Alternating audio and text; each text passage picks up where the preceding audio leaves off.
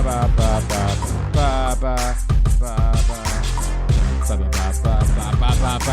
I doing?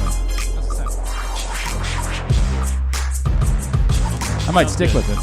Maybe I'll do the intro. Maybe that'll be part of the new intro that we were talking about, is that I do the intro. The music, you can do whatever you're going to add. We'll talk about that later. But I just do the music myself. Where did that intro come from?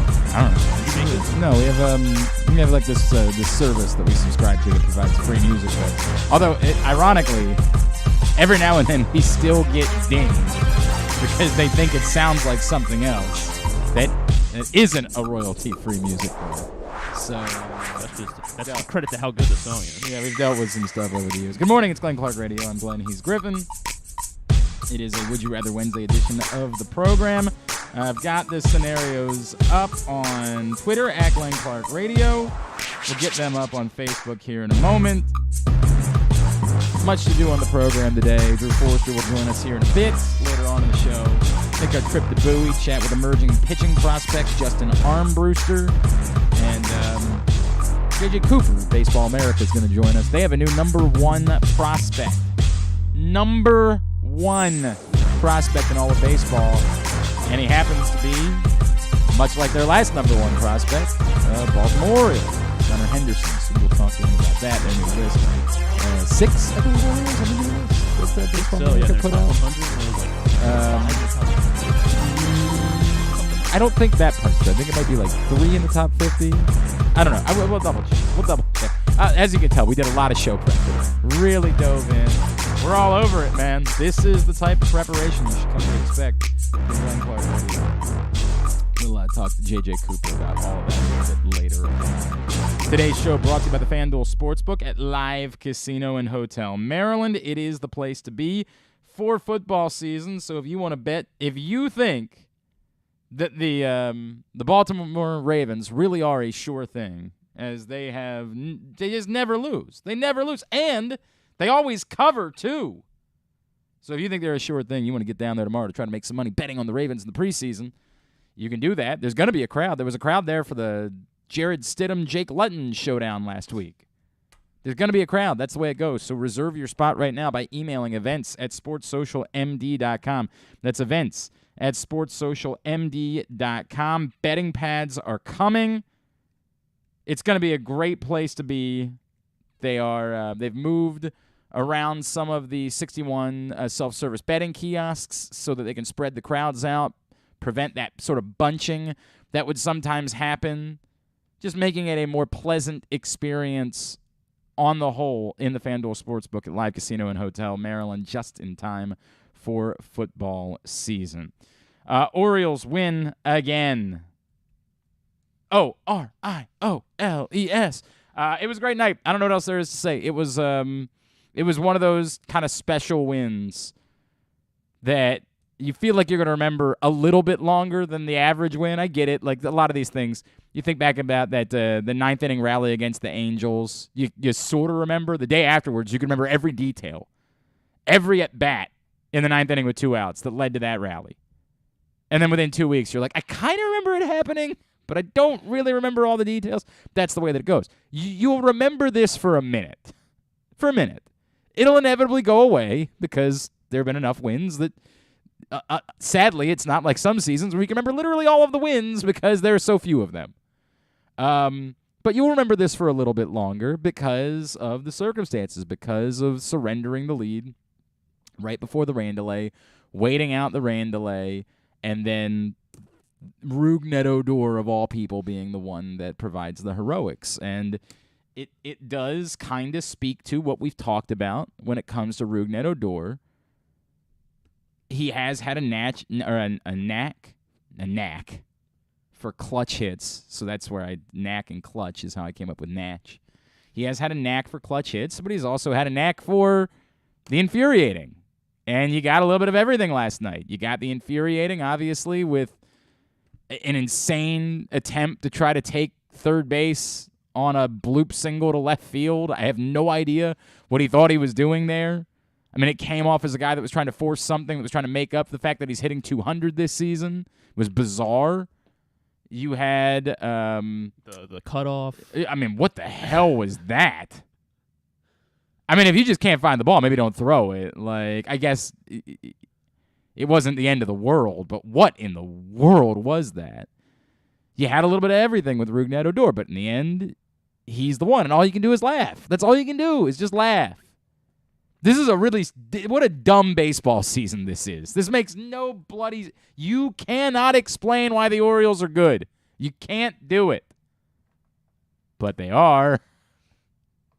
They're a half game out of a playoff spot. Apparently the Yankees. I did not watch the game, but I saw it. I turned it on the ninth inning. Okay, so you saw all of it? So I couldn't turn it off. Every afterwards. effing base running blunder. Like, my God, if you think Rougned Odor couldn't run the bases last night, holy ass. The Yankees were desperately trying to make sure they didn't score a run in extra innings. It was insanity how that went for them last night. But as I said before, you're not going to get me to root for the Yankees. I will not do that. I will not feel good about the Yankees win. I will acknowledge, like I did the other night, that there can be a benefit to the Orioles in the process, but you will not get me to root for the Yankees to win a baseball game. These are two separate things. I can understand what's best, but openly rooting for it or enjoying it or appreciating it, what the hell is the point of being a fan? So lots of time. The Orioles very much control their own destiny. Plenty of games left against teams that are ahead of them. They're a half game out. Whether the Yankees win the night or not, it's on the Orioles, whether they're going to get in the playoffs or not. But they are a half game back now of the Rays for the final playoff spot in the American League. After they won and the Rays lost last night, the Orioles and Blue Jays. And by the way, last night was the most difficult game of the series. I mean, like, for sure, because it was Manoah on the mound. That was the game that you couldn't win, and you won it. Jose Barrios is a veteran pitcher, but I think he's got he's been roughed up this year. What's his ERA? It's like up near 5, isn't it? It is. Yep, 5.19. Yeah, he has not had a good season this year. Dean Kramer coming off obviously an excellent start his last time out, so you hope that's him stabilizing, albeit against the Pirates. But you're hoping that that's the case. We will see. Tonight at 7, the Orioles try to sweep the Blue Jays. And if they do, they move within a game of the first wild card spot. Like, it's insane how this has gone. Utterly, completely insane. And yes, I am also enjoying the Felix Bautista thing as much as the rest of you. I don't know if they completely took it from our buddy Eric Arditi. I don't know if just somebody saw his tweet and said, oh, yeah, I ran with that, or if it was something that maybe they had been thinking about or working on ahead of time. No idea. But I'm in favor of it. Whatever happened, however we got there, I love it. Now, I would love for him not to put runners on base. I would love for there to be a few more clean outings from Felix Bautista in this role. But in the end, as long as you hold on, as long as you win, I'll live. As the Orioles win again. I mean, it really is nuts. Like, it's nuts to think about that kind of rough weekend they had in Cincinnati, and every moment that we've been like, maybe we're asking too much. Maybe this is not practical. Maybe this is they're just not ready for prime time. Whatever it is, well, all they've done is turn around and win 7 of 8 since then. That's all. They've gone 7-1 in the 8 games since they lost 2 of 3 in Cincinnati. And it was one thing when you were saying, yeah, but they're doing it against bad teams, right? Like, it's the Rangers, it's the Pirates. They're going to have to play better teams than that. Well, they are. And they're going to win a series against the Blue Jays no matter what happens tonight. And they took 3 out of 4 from the Rays a couple weeks ago. They are doing it against good teams, too. And you still can't explain it on paper. You still can't point to something and say, here's the reason why it is, with the exception of, obviously, they've been a far better team since the arrival of Adley Rutschman. Like, that part, for sure, you can point to and say they are definitely a better team since Adley Rutschman has gotten here. But it's still not definable as to, hey, the lineup's been brilliant, hey, it just doesn't make sense. It still makes no sense. The right to win, the belief that you can win, the whatever you want to call it, as we were talking about with Ryan Ripken yesterday. Those things sure, exist. But anything more than that, no bloody idea. No freaking clue. It's so much fun, though. It's an incredible amount of fun. And it was neat, obviously, after the rains yesterday, everybody moved down below, and so it created a better, for a small crowd that was still left at that point, it created more noise and a greater atmosphere, and that was fun. That was fun. All right, let's head to our buddy Drew Forrester, drewsmorningdish.com, Fairways and Greens on 105.7 The Fan. He's with us on a Wednesday here on GCR. What's going on, pal? How are you? Something magic happened. Yeah, sure. Wait, I thought you were like at the radio station or something today. What the hell's going on? Every time you go. Yeah, okay, all right. What's going on with you? I'm still drunk from last night. I don't blame you. It was a good one. I have no idea. I mean, if you didn't think, and we all do this, right, at various times. Some people hop on some people hopped on at the end of June. And those people are nuts, like your crazy ex-producer. Some people might have hopped on 3 weeks ago. If you now, this morning, don't think that this is the work of the baseball gods and that this is legitimate and that this team might have that D word, then I don't know what to say to you. I mean, I don't know what any of that means. You know what I mean? Like, I still don't think they're going to win the World Series, but like it's. I don't either, but I might go put $100 on it. Sure, why not? Yeah, it can't hurt. I hear you. You've definitely bet $100 on dumber things.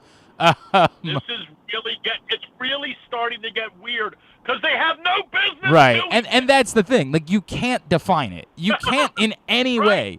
Like and I've done it with a couple of guests that we've had on. But if somebody had me on their show in Sheboygan today and said, "Hey, can you explain how this has happened?" I would say, "No, I can't. I can't explain any of this. It makes no freaking sense. I'm not really sure if they came back with the same group next year, how I would feel about them going into the season." Right, and I said this a couple of weeks ago.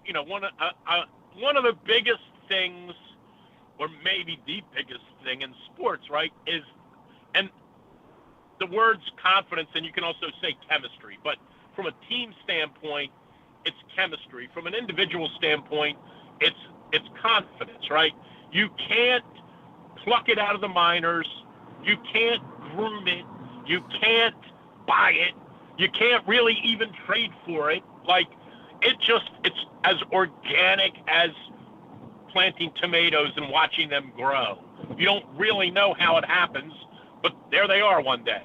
And that's what they have. And how it's happened is sort of impossible to figure out, but it's happened. It's there. And this collection of players they have, on any other team, Odor would have been gone 5 weeks ago. Mm-hmm. But on this team, maybe not.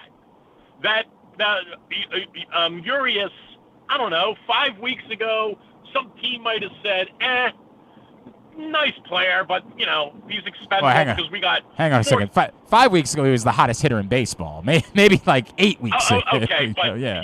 But you know what I mean. I know. Like, I understand. All of these players are generally expendable on their own. But when you put them together, somehow, someway, I didn't even realize until last night, when Odor hit that home run, I'm like, well, that's pretty good for, I can't believe that they let a 240 hitter hit a game-winning. He wishes. The dude's not even right, hitting 200. Correct. He wishes he was hitting 240. So, it's unexplainable. And, by the way, they have, and when I say no pitching, you know what I mean. It's not hyperbole. They don't have any pitching. Right. And yet all they do is pitch well. Correct. It's bizarre. But other than that, it makes total sense. Other than that, it makes complete and total sense. And I would say that here are the three. Somebody asked me this yesterday, and I was going to write it today, and then the live golf thing happened, so I'm going to write about it tomorrow. It's priorities. I'll wait to see what happens. Well, I'm going to wait to see what happens tonight, because when the person asked me this yesterday, I didn't know they were going to do what they did last night. the three biggest. Somebody said, what are the three biggest things that have happened? Like, how is this? Same question you just asked. Like, how is this happening?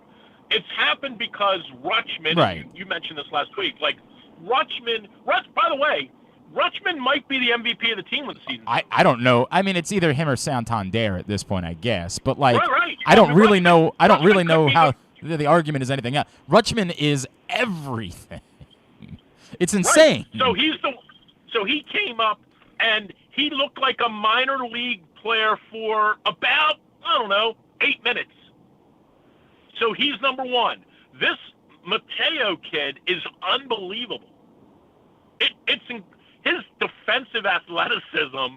I can't even believe I'm going to say this because I feel like this is like we shouldn't be allowed to say this. His defensive athleticism is every bit of what Machado had. Now, he is not the hitter. Oh, it is. His defensive athleticism and his range and his ability. I don't think he has Machado's. I don't think he has Machado's arm, but the range 1,000%. Yes, it's unreal. Unquestionable. It's unreal how good that kid is. Now, with the bat, he isn't Manny because Manny's going to be a Hall of Famer. But this kid is this Mateo is a significant reason why they are where they are. And then the bullpen. I mean, their bullpen has been almost extraordinary. Right. And it's, by the way, it's August. We've seen other teams. They've had a couple of other teams here and there. The 2014 bullpen was really good until they got to the playoffs. They've had really good bullpens, but they've always sort of fizzled by July. This bullpen hasn't fizzled at all. All of these things are true. I would add in the outfield defense. I like that ball last night that Cedric Mullins tracked down going to his right when he started in right center. That looks, he just makes it look so casual. He makes it look like he just caught a fly ball. That's a double for 22 of 30 center fielders in baseball. Like, it's so insane. And I hate it because I feel like the standard that Cedric Mullins set last year is so impossible. So no matter what he did, it was going to be a disappointment this year. I think we're missing it, that he really is actually backing it up this year and proving himself to be a very high-level player in this game. The 30-30 was never reasonable. I mean, it's just that's absurd. Like, you're not doing 30-30 every year. But what he is doing is showing he can play and play at a high level, and I get it. His arm's not great. Like, there's no way of getting around that, although he has made a couple of nice throws this year. His arm's not great. But what his range in center field, it's insane. And what it does to the team as a whole, it really is remarkable. I think the outfield defense is a big part of the story, too. I would agree. I mean, I the one thing I keep going back to, and again, if they call up Henderson, that's fine. If they call up DL Hall to give him 24 innings, that's fine. Like, if they do those things, I'm not going to object to any of that. But I would say, and it's funny because they brought Brett Phillips in, who was wildly popular in Tampa Bay, even though he stinks. Yes, he's terrible. Right. But the one thing I would say for them as a word of caution, and look, Mike Elias forgot more about baseball yesterday than you and I know. I would just caution them to say, be careful that you don't tweak it too much. Because if it ain't broke, don't fix it. Right. You've got this thing. I get it. You want to bring Henderson up, and you may want to have him be, you want him to experience these important moments as he grows as a player. But for as much as Odor is, well, that's the one. Yeah, I'm going to agree with you about and we did a whole segment about this on our show on Sunday. By the way, it was good to see you again on Sunday. We did a segment. Oh, you know what? You run your mouth about that. You were gone for 3 weeks while you were on a cruise. The Odor thing to me is very simple. You see what he means to this group. I get everything. He's not a good baseball player. He's not. Now you can say he's got a knack for clutch hits this season, and he does. That's fine. But he's not a good baseball player. But the thing that you can't define is why, like, a lot of guys have had clutch hits at the end of the year. They haven't all gotten Gatorade baths afterwards. You can see what he means to the other guys on this team, and it's not something you can define. So in no world am I in the DFA Odor category. Like that, I don't think he needs to be in the lineup. Either. I don't think he needs to be in the lineup every night. And I absolutely think that if you believe Gunnar Henderson should be up here, give him those at bats, but get rid of somebody else. Find, send Tyler 100%. Nevin back down or whatever. I just don't think 100%. Odor specifically should be DFA'd. I don't think he should be on the team next year. I think you got to put together a roster next year that has better players. But for the rest of this season, it's clear that he's somehow part of it. He's making this work somehow. You don't mess with that. So I have an interesting analogy on him because I saw this in the soccer business, and it's a name you'll remember, although I don't think you were born when he was a prominent player. But, Joey Fink was a great goal scorer for 5 or 6 years in the league. Got into the league a little late because he played outdoor soccer, got into the league, and indoor soccer was a great fit for him. Every loose ball he poached, and he just had a great touch around the goal. And he was never going to dribble by you and beat you. He was never going to outrun you. He certainly was never going to outmuscle you. But if the ball bounced loose in the box and he was there, he was going to score. Okay. As his career, 82, 83, 81, 82, when he showed up, he had a really, really good first year. He was like the darling of the team. 82, 83, still the darling of the team. And then 83, 84, he started, he was 35 or 34 at the time. His career was really starting to wane. He had a prominent role in us winning the championship. And then the next year it was like the wall. He hit the wall, and he just couldn't get in the ball that was loose in the box 2 years ago that he could get to quickly. He wasn't able to get to that ball quickly enough, right? But he never went around and told guys how great he was. He never went around and said, I'm still the old Joe Fink. In fact, when Kenny said, Joe, you're going to have to come off the bench, he said, no problem. Right. I'll do whatever you want me to do. And then when he scored a goal or two, it was kind of a reminder that, hey, there are lots of ways to skin a cat. Like, Joey Fink doesn't have to play the whole game, and he can come in with 8 minutes left and dink one in and give you the win. And the guys loved him for that. And I look at Odor in a very similar way. I don't think he walks around the clubhouse and says, hey, look at me, I'm a great player, because everyone would go, really? You're back? Not at all. Correct. So when he does make a contribution, and last night he had a fielding gaffe and, could have in some ways been the GOAT, Yep. Turns out to wind up being the hero. But I think guys to respect players, and this is in any sport, I think guys respect players who sort of, to borrow a famous wrestling term, who know their role. And shut their mouth. Yeah, I understand. Yeah. I think that's what they like. I agree. I could be wrong. It's Maybe part of he it. walks around the locker room, tells people how great he is, but I get the feeling he knows his role. He's happy to be here making whatever he's making. He's in it now. He gets in the lineup, and was last night an outlier? I mean, he's got 11 homers, but if he's in that situation 6 times, does he win the game for you 3 or 4? Probably not. But that's the spark about him is you kind of never know. I agree. So I agree with you. I think DFAing him would be a massive mistake, personally. I agree. But that doesn't mean he needs to be in the lineup every day. I still stand by that. I would agree. I would agree with that too. Yep. I would agree. But again, don't. They just got to be careful because this is such an oddity. This chemistry thing and why it works and who's contributing and who gets the big hit. And for all I know, tonight it'll be Brett Phillips. Right. Yes, correct. Right? Like, who's not remotely he'll good at chop, baseball. Yep, 100%. 100%. Well, I mean, last week it was Robinson Chirinos who won them a game in Texas. It makes no sense. It makes no sense. I know. Quickly, it's really weird. Give me the 60-second version of what happened in court yesterday, and I mean it because I want to do Would You Rather Wednesday before you got to go. Well, I was going 64 and a 30, and she's like, "That's way too fast." Yeah, and I said, "That's Listen not. lady. I meant the golf, the golf thing." Oh. Yeah. Very simple.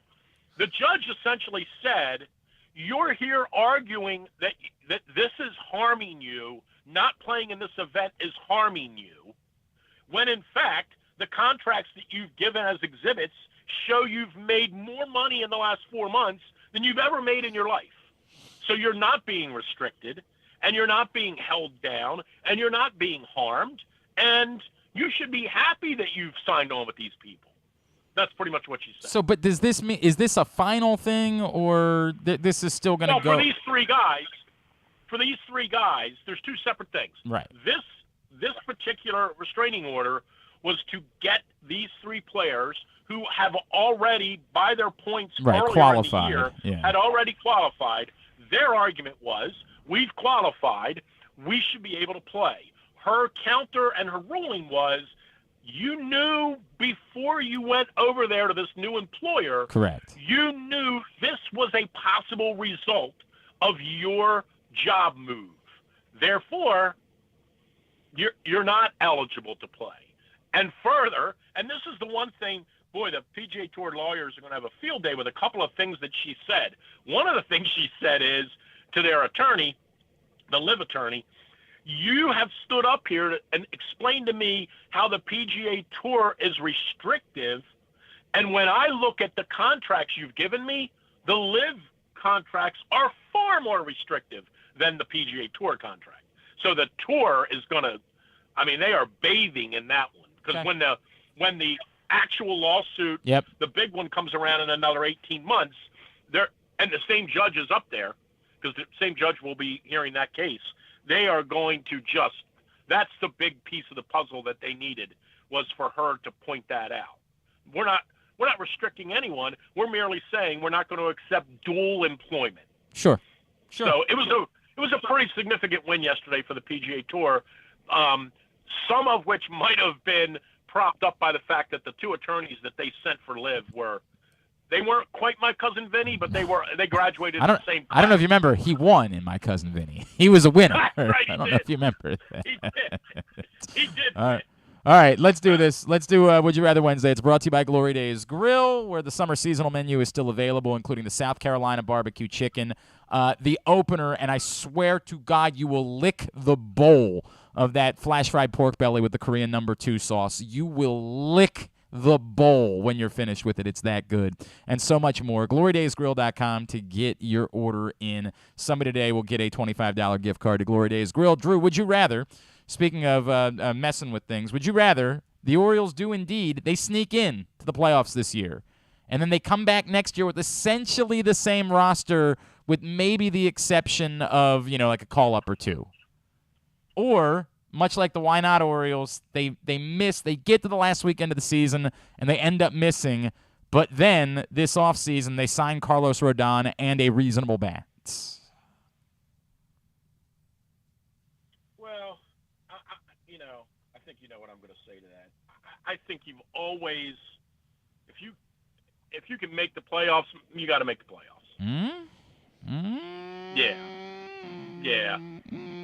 Yeah, I'm not worried about next year. I want to make the playoffs this year. I'll take this year. All right. Give me the gusto. Now, part of that's because I bet them to make the playoffs. Right. That does make a difference. There's no doubt about that. Did you see the picture that Jeremy posted on social media yesterday? I did not. So this one might be tough because it does kind of require you to see it. Jeremy posted a picture on social media. To my knowledge, he didn't lose a bet. He just chose to do it.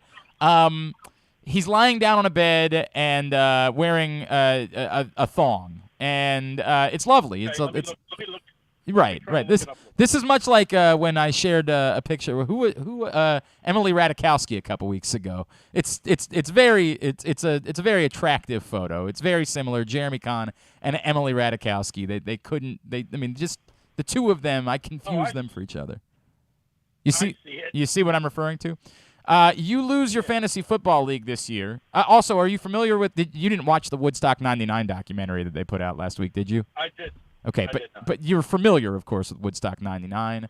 Yes. And there was a part of Woodstock '99 where there were a lot of people that were rolling around in mud because they didn't know that the mud was actually human waste. All right. So you lose your fantasy football league this year. It requires you to either A, recreate Jeremy's photo and make it your profile picture on all social for a month, or for 3 days one weekend, one time a day, you have to go get in the mud from Woodstock 99. Oh, I'm good. I'll take that picture. Yeah. Okay. First of all, I've got some thongs that I, Wait, what? Mind. But excuse me? I'm good with the picture. Excuse me? I'm good with the picture. And number 3. Yeah, I'm not much. Yeah. I'm not much for food. I get it. What if because I did struggle with the timeline on this. What if I made it the entirety of football season that you had to leave the picture up? I'm good with the picture. Okay.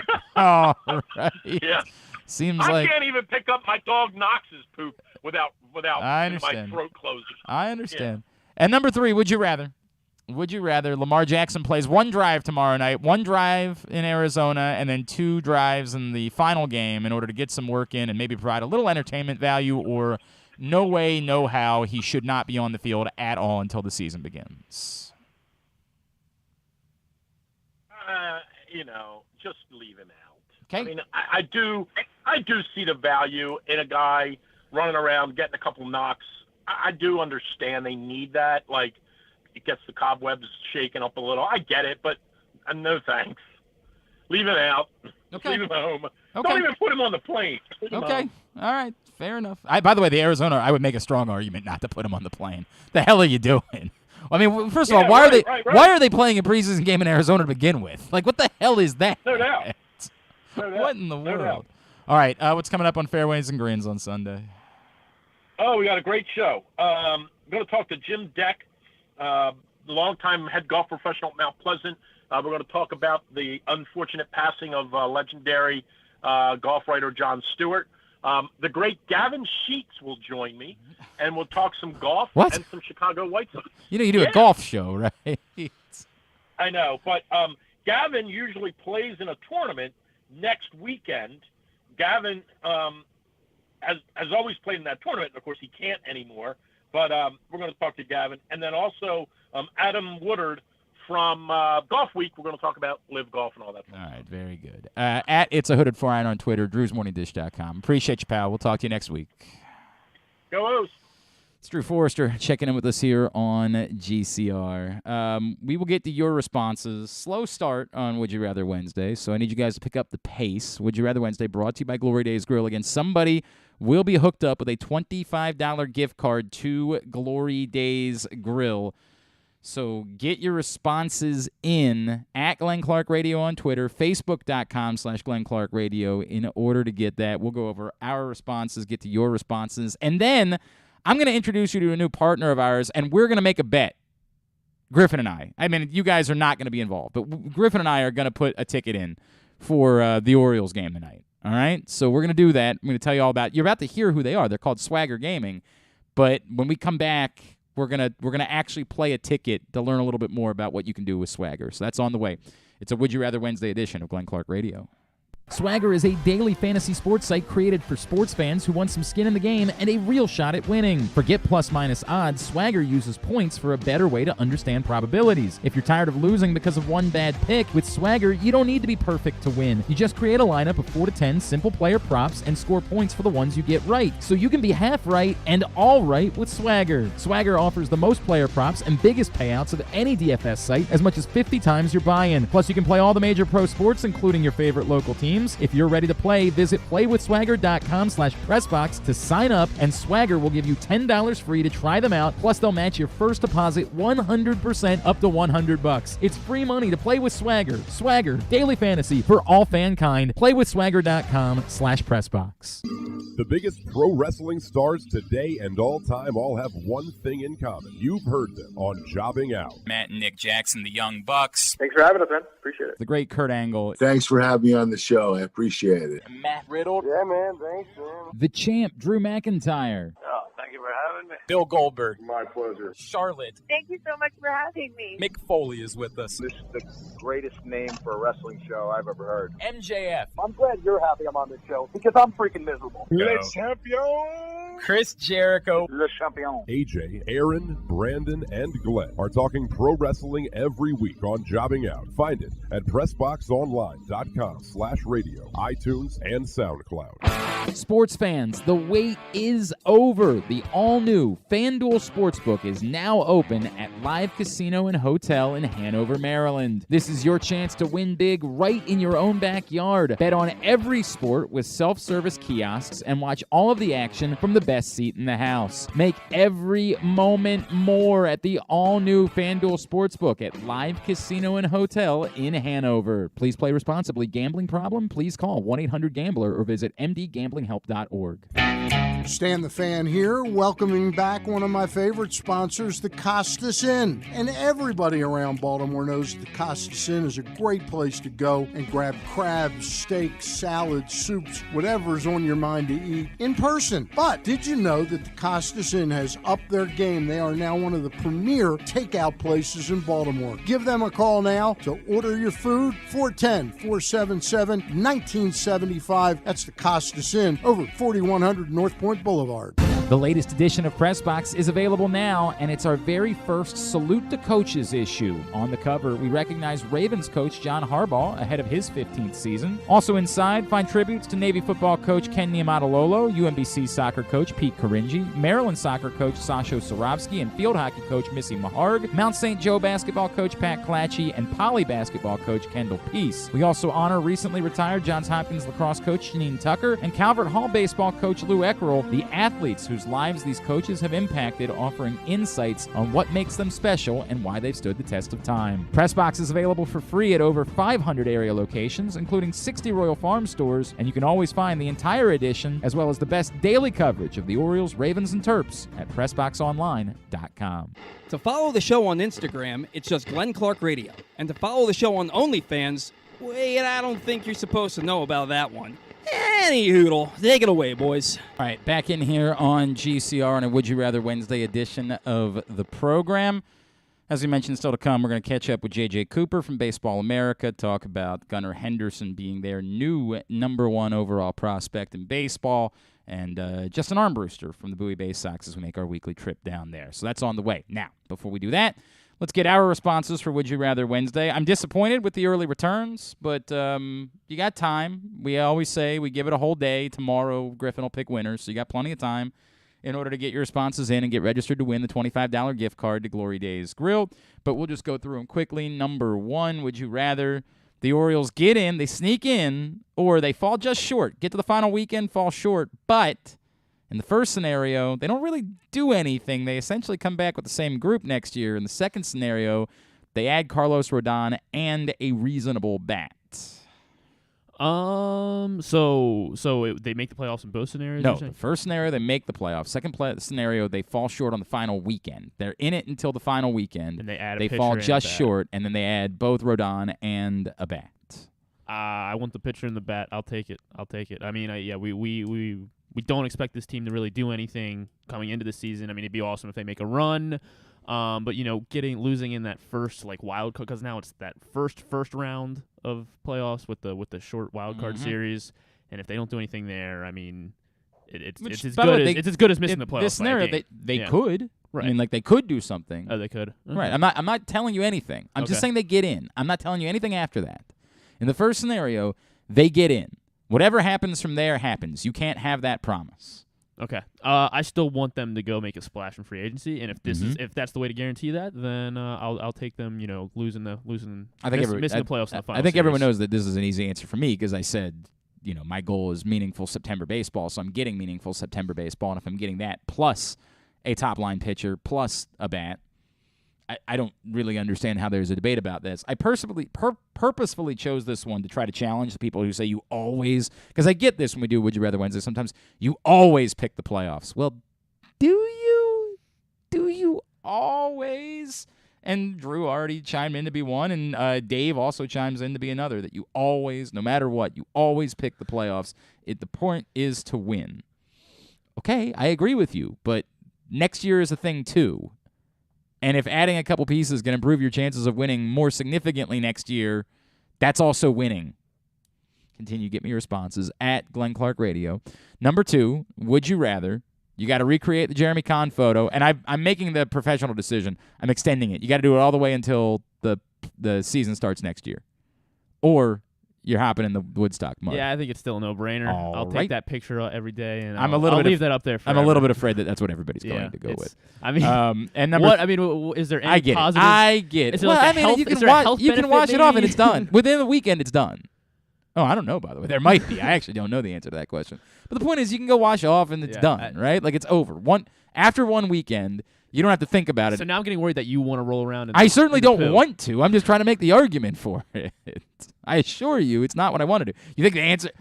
There's a photo of me in a thong, basically, anyway, on the internet. Take a sexy photo tomorrow. In fact, wait a second. No, I'm not gonna offer to do that. And number 3, would you rather one drive tomorrow, one drive in Arizona, 2 drives in the final preseason game, or he doesn't see the field at all? Yeah, I prefer to keep him as far away from the field as possible until the games mean something. So yeah, I am in a weird place where I'm like, I'm ready to see all the Brett Hundley and Anthony Brown. I think everybody who knows me knows that that's what I would say. But at the same time, it's only one drive. There is a small part of me that's like, maybe there could be a benefit to going out there for a drive. Maybe week 3, I guess. Then I don't know. Like, I got this weird. I'm that amount of time specifically is actually kind of talking me into the idea. Well, if that's all it is, right? Yeah, I mean, all right. Well, that's not so bad. Can you guarantee me it's gonna be a 3 and out? Like, I can't guarantee that. He's Lamar Jackson. I don't know if you've heard. He's good. Well, I mean, not everybody thinks that, but he is. No more than 3 snaps. You're getting very worked up about the number of snaps that are involved. I am. I do like what you said about why even let him go to Arizona. Yeah, I don't really. He's gonna hook up with Hollywood Brown. Who knows? Oh God, yeah. They might get in a car together. Yeah, and leave him behind. Hey, bud. Actually, the game's on ESPN. I'm pretty sure ESPN will want to interview him during the games. I don't think that's going to be an option. I think he will have to make that trip. All right. Again, get me your responses. We'll revisit some of that as the show goes on. Would You Rather Wednesday, brought to you by Glory Days Grill. Now, we have a new partner, and we're very excited about it. And we want to give you free money. I always like when I can say that sentence. I would like to give you money. How does that sound? And I can with our new partner, Swagger. Swagger Gaming has joined us here at PressBox and Glenn Clark Radio. And I'm very excited about that because I've already started playing Swagger. Playwithswagger.com is the website. And if you use playwithswagger.com/pressbox, then that free money is available to ye. So you sign up. You get $10 to begin with, just for free. That's just pure free money. It immediately goes into your account when you go to playwithswagger.com/pressbox. $10. And by the way, if you win, you'll never use your own money. But if you want to play with more than $10, Swagger is also going to match your first deposit up to $100. So if you deposit $47.44, then you're going to look at your account and you're going to have $94.88 because they're going to match it. If you deposit $100, they're going to give you $100. If you deposit $1,000, they're going to give you $100 because they're going to match it up to $100. Playwithswagger.com/pressbox. Now, how is Swagger different? We start with the fact that, as I keep telling you, you still can't bet on your phone or your computer here in the state of Maryland. And it's still going to be a while before you can do that. I was chatting with someone who's in the know over the weekend and reminded me that the process is not picking up pace because we're getting closer to football season, like some would hope. So, in order to feel like you're betting, what you can do is you can play with Swagger. And the idea of Swagger is that you're putting together parlays. This isn't like your daily, your typical fantasy games that are not meant for you to win. I don't know how many of you guys have played those, but I think we're familiar with some of the big dogs, and they were built essentially for pros to win. For marks, for someone who knows what they're doing to come in and take all of your money. Well, you're not playing against anybody else. You're making bets. We just can't actually say that because it's not really what you're doing. There's 2 different ways that we can do this. Griffin, we're gonna play a ticket tonight on the Orioles game. All right? We're gonna put together a ticket on the Orioles game tonight. So let's pull it up. So there's 2 different ways to do this. You can play what's called an Action X game, or you can play a Pick X game. Action X involves 3 different scenarios for each prop. Pick X only involves 2. Of course, you understand that Action X will give you a little bit better odds because there's more options, there's more scenarios that can occur. Pick X will give you, still good odds, but not quite as good odds. For the sake of trying to win, how about we put together a Pick X ticket for tonight? All right. Then we're going to put together a Pick X ticket. The point is that we're trying to accrue points because the more points we get, the more likely we are to win money. The other cool thing about Swagger is you don't have to have a perfect ticket. Other fantasy games like this, you got to go 4 for 4 on your parlay in order to win. You just have to get points. So if you pick something that's a high point value and then you miss something else, you're going to make up for it. You're going to win money anyway. So, for example, let's build a ticket right now. So let's start the night. Bunch of different player props that are out there. Let's say Anthony Santander total bases. Ooh. If we think he's going to have 2 total bases or more, that can get us 56 points. If we think he's going to have less than 2 total bases, that'll get us 44 points. So obviously less than 2 is the favorite in this scenario. 2 or more is the underdog. Anthony Santander against Jose Barrios. What do we think about that? Let's see if I can get some data. I'm leaning yes. I'm leaning you think he's going to get? Yeah, he gets. You think he's going to get a double or a double home run or something? I want to lean yes. I'm trying not to be biased here, but are you though? I think I'm trying. All right, hang on a second. Anthony Santander against Jose Barrios in his career, 2 for 6 with a pair of singles. That's the career output for Anthony Santander. And you assume he has an at bat or 2 against the bullpen. Perhaps. Yeah. Yes. Perhaps. Let's go. We'll go under with Santander tonight. You want to go under? I'm going to go under, personally. You're not going to get as many points that way. I know. Again, when you build this ticket, you want to try to find a way to get some points. So I'm going to go say under. Maybe he gets a base hit off of Barrios, and then you're really praying in the 8th or 9th inning that he gets another base hit. Well, okay, but if he does, then we're going to lose. Well, if we go under, we can't have him getting 2. Yeah, I think he's going under. But he can get 1 hit, and that hit could be a double, and then we're screwed. That's true, but he's never hit a double up Barrios. I understand, but it's a very small sample size of 6 at-bats. I don't know if you've seen, Barrios has kind of stunk this season. Yeah, all right. So you want to talk me into doing the I don't know. I'm just trying to have the conversation as we're building our tickets. I want to think through it all. We're building a ticket together. What's he been batting? He's been batting 3rd or 4th in the lineup? Yeah, 4th. Nah, I'm gonna stick with the under because even if he can still have a big base hit, and Adley Rutschman's gonna be on base when he's up, so he'll probably score, and Santander's not gonna want to force a double or anything like that, like trying to stretch a single, like a long single. So I'm sticking with the under. I think he gets a hit, but I don't think it's an extra base hit. Okay. Yeah. Okay. All right. I don't like rooting against my guys. Yeah. But then if he proves me wrong and the Orioles end up winning the game, I'll be like, okay, cool, I'll take that. What about Terrin Vavra? Ooh. 2 total bases or more would get us 61 points. So the thing, what 39 did for he do less yesterday? than 2. Yesterday he had a hit. He had that big hit early. Terrin Vavra game log. You're asking me to pull up. I'm going to guess there's not a lot of history between Terrin Vavra and Jose Barrios. But all he does is hit. Fall back on. He has done a lot of hitting. That is a so I fact. think it's more likely that he could go 2 for 4 with a couple singles. Right, but I also think that Anthony Santander. He's been shooting the gaps. Here's the thing. Anthony Santander, it only takes 1 swing of the bat. Yeah. Terrin Vavra is not likely to. Terrin Vavra hasn't had an extra base hit since the final game of the Texas series last week. Santander. When's Santander due for a homer? In fact, Terrin Vavra has had 1 extra base hit. But he's had how many multi-hit games? 1. Oh, really? Yeah. It seems like a lot more. I guess because he just gets on base. See, I'm more inclined, even though it's less points, I'm more inclined to take the under on Vavra and take the over on I'm more bullish on Vavra.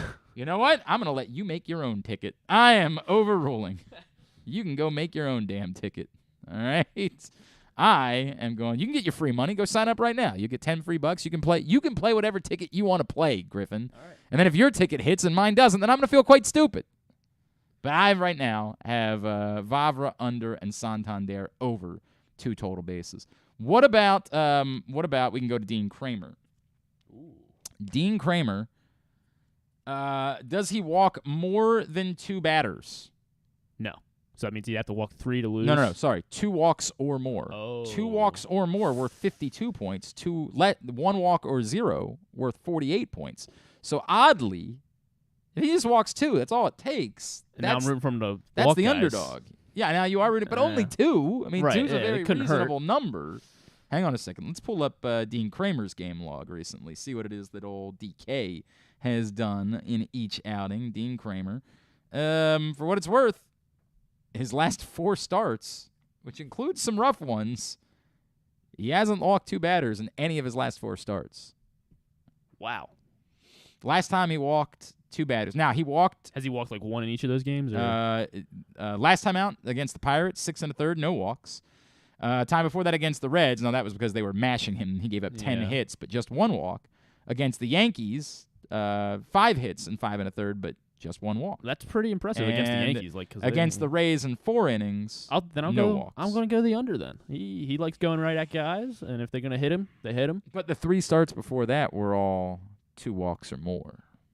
Who'd they play in those 3? In those 3, it was the Angels, Rangers, and Mariners. Those might just be some outliers. He doesn't like the AL West. Is that what it is? Yeah. Is that what it is? Is that really what it is? I'm going to go the under. You're going with the under, huh? That is. I mean, it's only a slight favorite. But I mean, I think he's locking it back in. He's reeling it back in, and he's hitting his spots here. Especially against. I mean, when you told me that you only walked 1 against the Yankees, I'm not sure I like that. I'm not sure I want to play that. I'm not sure I want to play that ticket. You know what I am looking at? Jose Barrios, 3 earned runs or more, 51 points. I mean, the guy's got, what would you say? He's got a 5-something ERA? Yeah. Look at the old Jose Barrios game log, huh? Let's see what he's been doing of late. Jose Barrios, huh? We're going to look at game log. He allowed 5 earned runs in his last start against the Twins. He only allowed 1 against the Tigers the previous start, but 3. Oh, the Tigers. Whoa. In 3 of his last 5 starts, he's allowed 3 earned runs or more. I like that. I mean, Ramon Urias is going to hit another 3-run homer in the first inning. I'm going. I'm making the play. Barrios, 3 earned runs or more. I'm adding it to my ticket. I'm adding that one. I like that one as well. I'm going to pick that up. Wow. As well. Wow. If I think that Cedric Mullins will have 2 hits, that could get me a cool 69 points. 69 points. Nice. Cedric Mullins in his career. So now you have to. Cedric Mullins in his career, 4 for 13 against Jose Barrios with a couple of doubles and a couple of singles. A career 308 hitter against Jose Barrios. I like that one as well. Yeah, what the hell? What are we doing? Let's go for it, right? Yes. Why the hell not? Why wouldn't we play? I for like it? that one a lot. So right now, he had his Monday night. He was in the 8th spot. Came back yesterday, 2 hits. I think he's like, all right. I've got a shot at 215 points, and if I get all of it, I would get $25 on my $5 ticket. If I get at least 124 points, so let's just say that the Mullins one hits, and I'd have to get 3 of my 4. But can we add Vladdy? What are the Vladdy props? Ooh, what are the Vladdy props? Because he's just going to keep hitting. Vlad Guerrero, 2 hits or more would get you 62 points. Now let's see. Let's pull up again. I don't know if he's faced Dean Kramer before. He has 2 for 5. Oh, all right. I like him. Against Dean Kramer. All right, we'll throw in Vlad Guerrero for 62 points at 2 hits or more. All right, so now I got the chance to get 277 points, which would get us $40. What did I do differently? I guess because I picked Vavra. I guess I have 347 points. Well, are you buying a $5 ticket or are you buying a $1 ticket? I am buying a $5. I picked up 6 props here. I clicked an extra one somewhere. I don't know what you did. I'm not running your ticket. I have no idea. I don't know. I like my 6 though. I have Kramer. Oh damn it! I just lost my ticket. The hell? Go back to my ticket. What am I? Oh, I gotta know. No. Okay, I can still submit it. I'm submitting my ticket. There we go. My ticket is played. Okay. So my ticket for tonight, it's a $5 ticket, involves Anthony Santander over 2 total bases, or 2 or more. It involves Vavra less than 2. It involves Barrios 3 earned runs or more. It involves Mullins 2 hits or more, and Guerrero 2 hits or more. I have the opportunity to win on this ticket up to $40. on a pick X ticket playing with Swagger. But I don't need all of them to hit in order to win money. In order to get more than get my $5 back, I could lose one or two of these and I could still be all right. That's the idea. That's what makes Swagger so cool, is you don't have to be perfect. So we'll see how this plays out tonight. We'll see if I'm reporting back to you as a winner tomorrow. And the good news is, if not, I'm still playing with free money. I haven't even started using my money yet because I got that $10 free from Swagger in order to play. So you go sign up, playwithswagger.com/pressbox, sign up, $10 immediately. And then on top of it, you make a deposit up to $100. They match it up to $100. Playwithswagger.com/pressbox. Go sign up right now. And did you put your ticket in? I did, yes. So what's your? I have $5 to win 50 if all of mine hit. Oh, yeah. Look at you. I mean, I think I did the same. I did less than 2 walks for Kramer. And then I did 2 total bases for Santander, 2 total bases for Vavra, 2 hits for Mullins and Vladdy, and then Berrios lit up 3 runs. All right. Very good. Yeah. Very good. Our tickets are in, and we will talk about it tomorrow and see how it is that we did. Winding down for hour number 1 of today's show. Again, playwithswagger.com/pressbox is the website for you to get signed up. We'll be talking more Swagger and hopefully winning some money. And maybe I need to hire somebody to be make my picks for me. Maybe I'll find out that just looking up how somebody's done in the past is not the best way to go about making my picks. Maybe I'll just have Jeremy submit my Swagger picks for me at some point. We should have looked up Berrios, his history on Wednesdays in August. Right. Wednesdays outside on grass in August on even-numbered days. That's what we needed to know, is what's his history in those circumstances. All right, when we come back in, J.J. Cooper from Baseball America. They've got a new number 1 prospect in all of baseball. You heard of him. His name's Gunnar Henderson. We'll talk about it next. It's Glenn Clark Radio. Visit Howard County presents the 2022 Major League Quidditch Championship, a Harry Potter-inspired, real-life, full-contact, mixed-gender, 12-team Quidditch tournament happening at Troy Park in Elkridge, August 20th through the 22nd. For tickets and more information, go to visithowardcounty.com. Maryland, be open for it. That first sip. That first bite. Start your day off right with a delicious breakfast at Royal Farms. Choose from a fantastic selection of fresh Royal Farms breakfast sandwiches and top it off with a rich hot cup of the freshest coffee in the world. At Royal Farms, breakfast is available day and night. It's the freshest breakfast in the world. Real fresh, real fast. Royal Farms. Sports fans, the wait is over. The all-new FanDuel Sportsbook is now open at Live Casino and Hotel in Hanover, Maryland. This is your chance to win big right in your own backyard. Bet on every sport with self-service kiosks and watch all of the action from the best seat in the house. Make every moment more at the all-new FanDuel Sportsbook at Live Casino and Hotel in Hanover. Please play responsibly. Gambling problem? Please call 1-800-GAMBLER or visit mdgamblinghelp.org.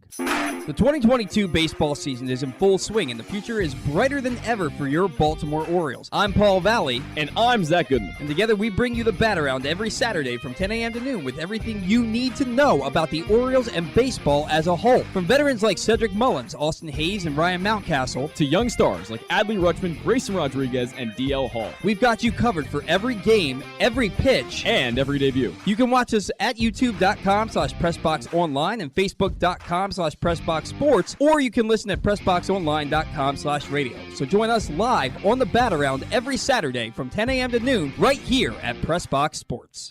Summer is in full swing, and so is the summer seasonal menu at Glory Days Grill. Start with the opener, flash-fried pork belly with their popular Korean No. 2 sauce. And try their South Carolina barbecue chicken, or back by popular demand, the lobster roll with grilled corn. Also try the irresistible crab and lobster fries, or the very berry salad with chicken. And for dessert, the Cracker Jack sundae with a waffle, ice cream, and Cracker Jacks. This menu will be gone.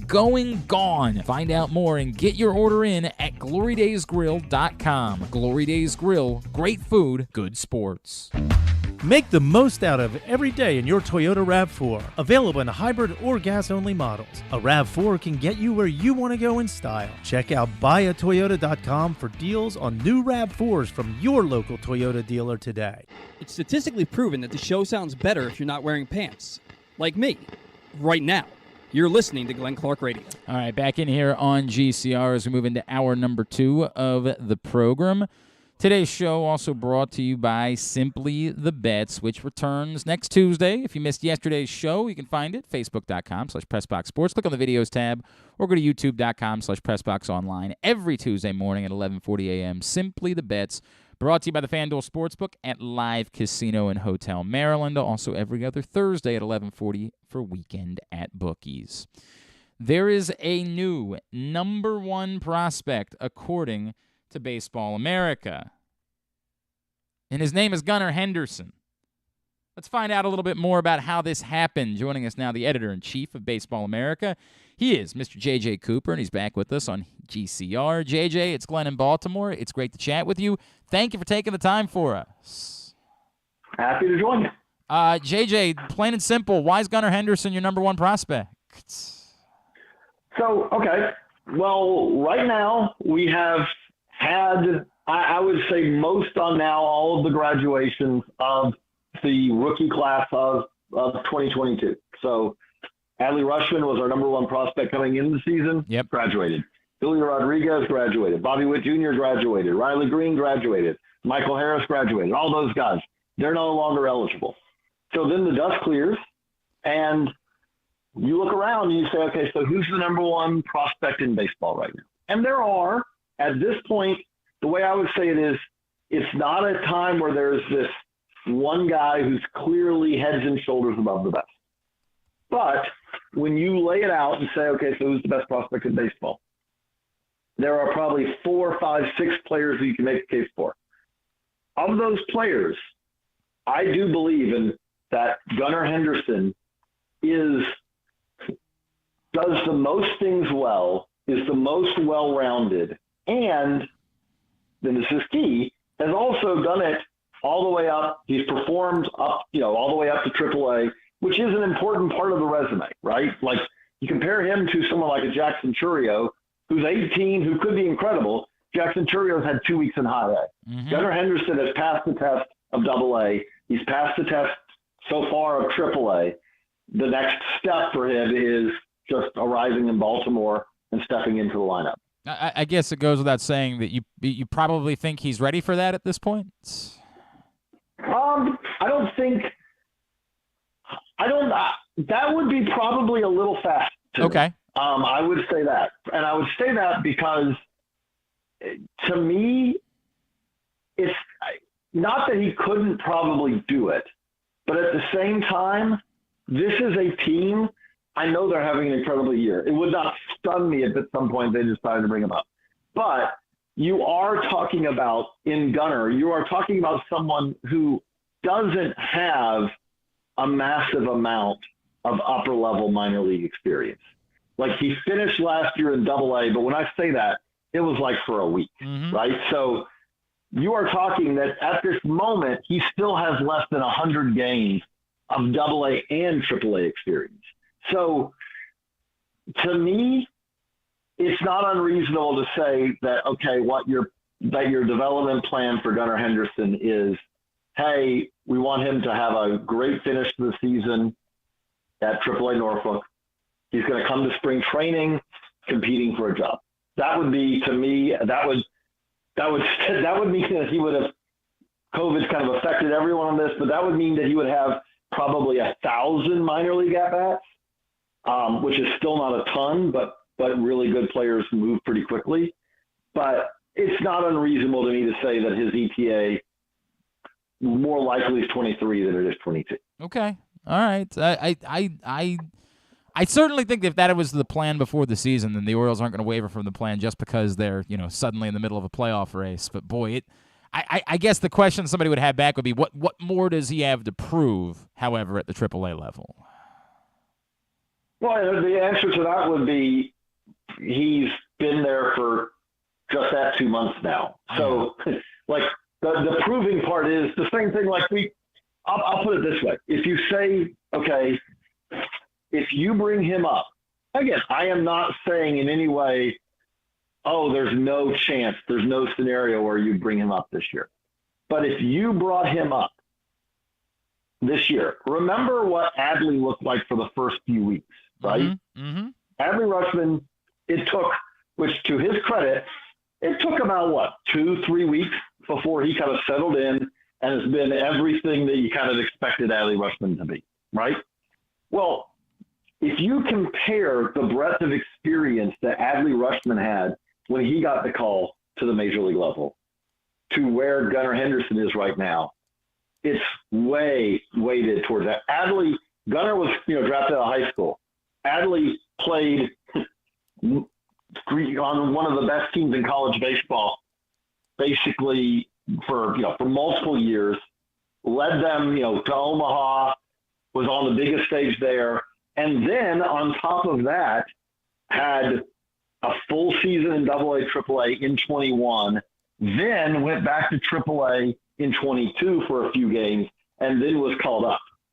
He had more games in AA and AAA in 21 than Gunnar Henderson has in his career right now. Yep. So if you look at it that way, I would say, he's also younger than where Adley was. Like it's not unreasonable to say, no, we don't want to throw him too far into the deep end of the pool before he's ready. Let's wait till 23. He is J.J. Cooper from Baseball America. He's with us here on Glenn Clark Radio. JJ, I guess the weird thing about Gunnar Henderson is we've still seen him play multiple positions, and we still haven't seen him sort of zero in.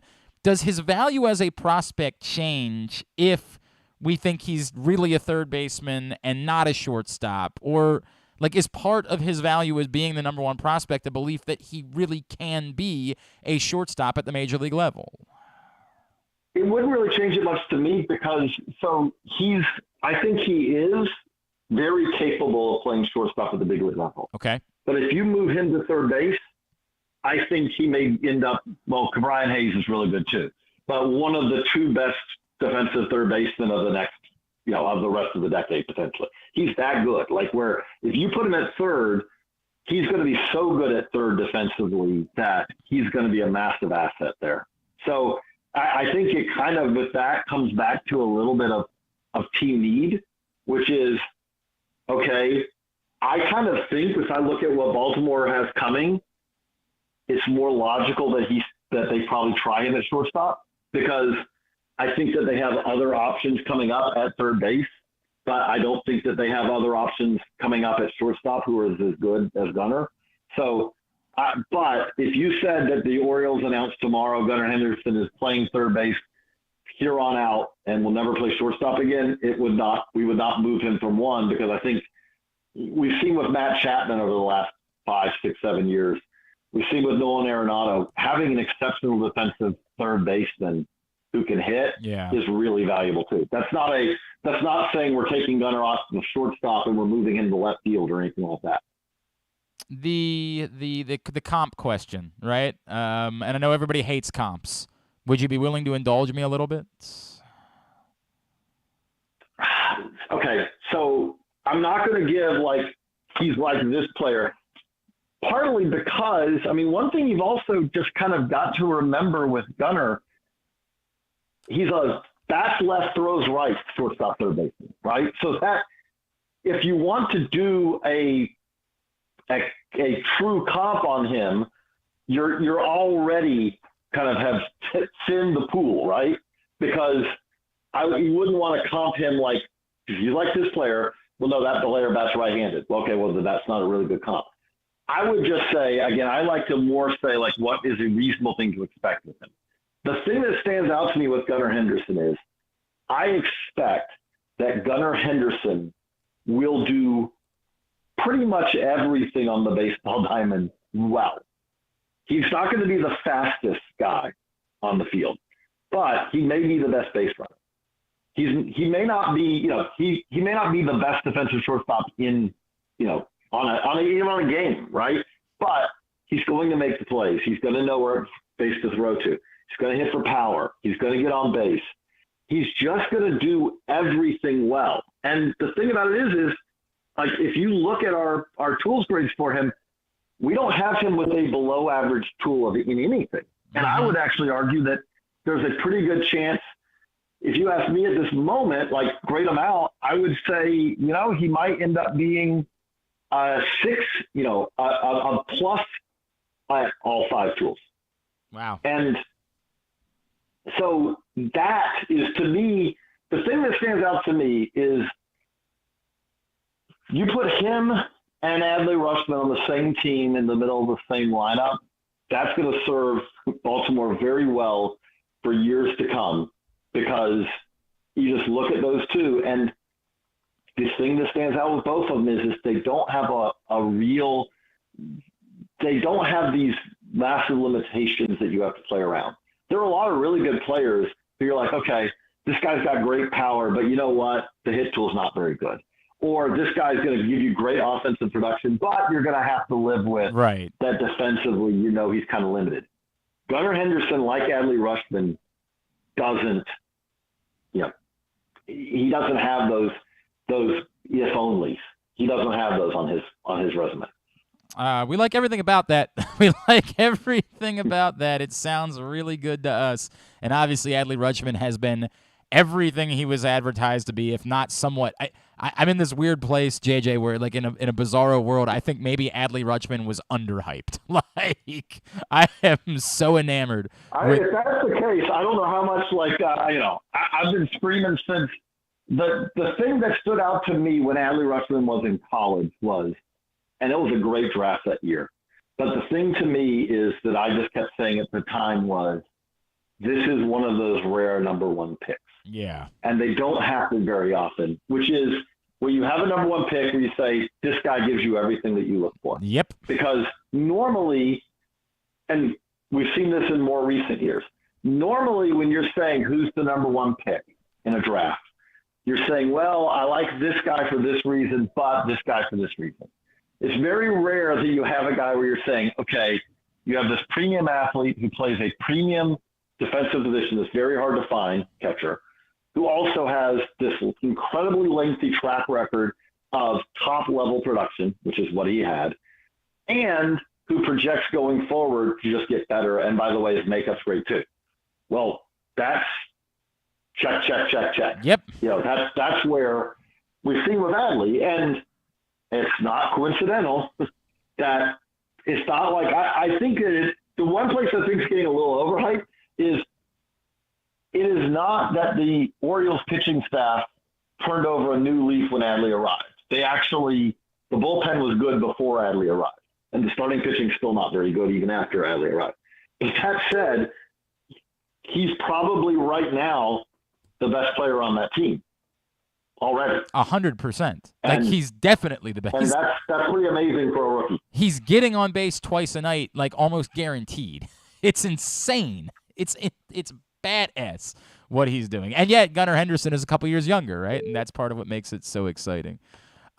Just to talk about quickly some of the other guys on the list. Obviously, Grayson Rodriguez are waiting out the injury. There's great hope for him. Jackson Holliday enters the list at number 41, and we get that. The DL Hall thing is the one that's most interesting to me. DL Hall sits at number 61. JJ, where's your confidence level that DL Hall is a legitimate front end of rotation pitcher in the major leagues? Not very high. Okay. I think, and this is an over. You wanted comps? I'll give you one. Production wise, they do it differently. I would say if you asked me, you pumped me full of truth serum, you said, well, what do you think DL Hall's going to be? I think he's going to be, and this is a former Oriole for a little while, I think he's going to be a Josh Hader-like reliever. Okay. I've heard that from a few folks. I mean, his control is probably, now he's still young, but his control is always probably going to be a little bit iffy. But he also has positively filthy bat missing stuff. And by the way, the thing I would say that to look at what the Orioles did at the trade deadline. They know, I really believe, that their biggest issue going forward, the biggest thing that they need to acquire more of, is starting pitching. And that's what they acquired. Yep. So, which, by the way, before we run, the other thing I have to say is there anything cooler than Felix Bautista's? Oh my! I know you've been sharing out all the videos. I mean, it's just the greatest thing. It's such a good idea. It's just the greatest thing ever. And they added the lights last night. It's a 10.5. I mean, it really is wonderful. I do want to let me squeeze in real quick one more before I let you go. Heston Kjerstad has gotten back on a field, has looked pretty good. Can he get back into this conversation? If this continues and next year he's at Double-A and he's hitting like he's hitting at the Low-A level right now, can he get back into this conversation? Somewhat. I mean, the thing that's always, the thing that is going to hurt him is he lost time, right? Like, he's trying to catch up, and that's not his fault. He had significant health issues to work through, but what that means, when opening day next year, he'll be 24, right? And he will not be big league ready on opening day in 2023. Well, when we compare this, on opening day next year, Gunnar Henderson could be in the big leagues, right, and he's 21. Right. And so when you say, can he work back into this conversation? To some extent, yes. Now, but a couple things. One, yes, I know he went where he went in the draft, but Heston Kjerstad was not considered the top prospect in that draft class. So he was, to me, he was starting at, okay, he's one of the better players in that draft class. He was one of the better players. But then you have losing effectively 2 years and trying to make up for lost time. Like, to just give a point of comparison, compare him to, say, Colton Cowser. Colton Cowser is outperforming him this year, playing similar positions, and is a level ahead of him. That just kind of signifies what Heston lost with that lost time. Okay, that's fair. That's I know I said the last one, but Chris has a great question. I'm sorry, JJ. He wanted to know what your thoughts were on the pitchers that the Orioles did acquire, Seth Johnson, McDermott, and Povich most specifically. Povich was one of our biggest risers in the Twins system this year. And was a guy who really did stand out. He's still got some development left to go. Even though he's a college guy, needs to fill out more, doesn't maintain his stuff always right now, but there's a lot of good stuff there. Seth Johnson is kind of the flip side of that, and that present stuff that obviously hurt, probably won't pitch. I wouldn't be shocked at all if it's the next time he steps on a mound in an official game is 2024, because of when he got his Tommy John surgery this year. But at the same time, that's the perfect kind of move that the Orioles can make right now. They have 40-man roster spots. Yep. Now, with a guy like Johnson, you're gonna have him on the 40, and then you're gonna put him on the 60-day IL for all of next year probably. But you have to carry him on your 40 in the offseason. Baltimore doesn't have that problem right now. Right. Correct. They've got the room to do it, and that's how you're able to get a top prospect in a trade for a Trey Mancini, a rental bat for 2 months. JJ Cooper, great stuff. BaseballAmerica.com, obviously, and everybody should be subscribed to Baseball America because the content is overwhelming. At JJCoop36 on Twitter. Is there anything else we can plug for you, sir? Well, the other thing I would say is this. So, yeah, we did update our top 100, but we also updated all of our top 30. So if you're a Baseball America subscriber, you can see how we reorganize the entire Orioles top 30, including the players that just were picked up in trade that we was talking about, Seth Johnson, Chase McDermott, and those guys, but also see where not just Jackson Holiday, but Dylan Beaver, that Judge Fabian, where did the draftees slot in as well? So check that all out at baseballamerica.com. Very good stuff. Thanks, JJ. Appreciate you, man. No problem. JJ Cooper, Editor-in-Chief, Baseball America, joining us here on GCR. Appreciate him doing that on a Wednesday. Kind of throwing some cold water on those of you that want Gunnar Henderson to be here, yesterday.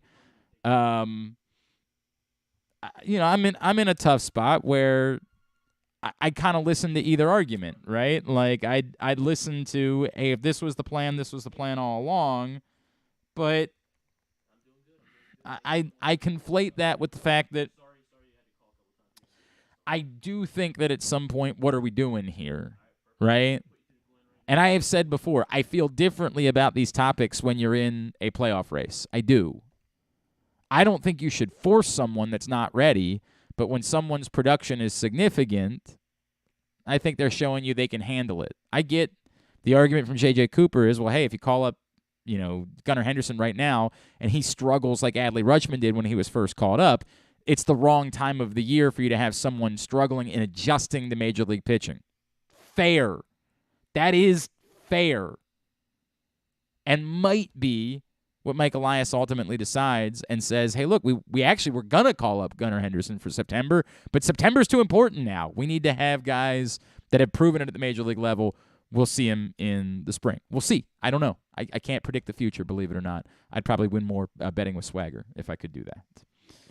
Thanks to J.J. Cooper for checking in with us. Now, let's switch up. Our next guest having a very nice season where he is pitching to a sub-4 ERA and a 1.12 whip over the course of his minor league season. Got off to a good start with Aberdeen. Now in his first 8 appearances at Bowie, he's, again, 3.89 ERA. It's been a good little stretch for Justin Armbruester, who's with us as we make our weekly trip to Bowie to chat with a member of the Baysox. Justin, it's Glenn and Griffin. It's great to chat with you, man. Thank you for taking a couple of minutes for us.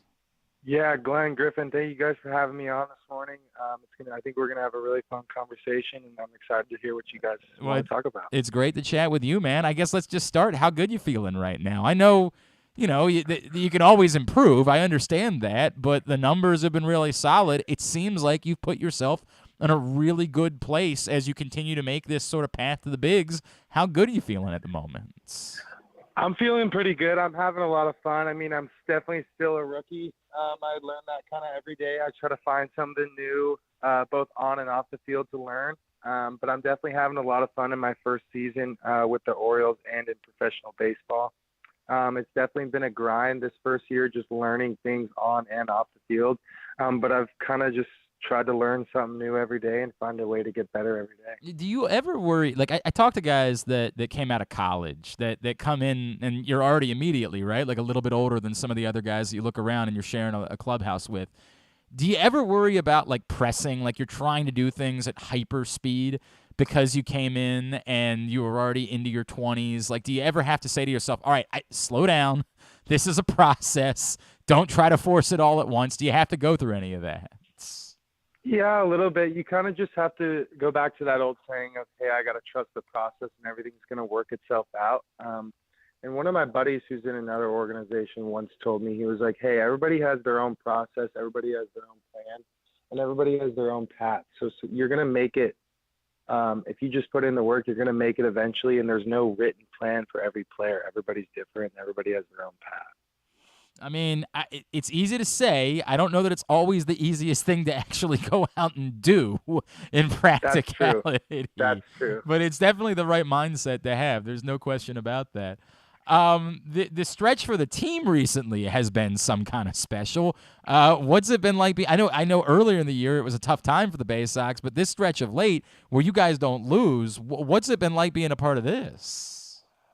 This team is so much fun to be a part of. To come to the ballpark every day and just be a part of the culture that's in our clubhouse is so much fun. Everybody kind of pushes for each other, but everybody also goes and does their individual things that make sure they're ready to go, which then in turn makes our team ready to go and allows us to be able to go out and perform the way we have been these past couple weeks. But truly, it's been a lot of fun to be around the clubhouse, be around these guys coming up from Aberdeen.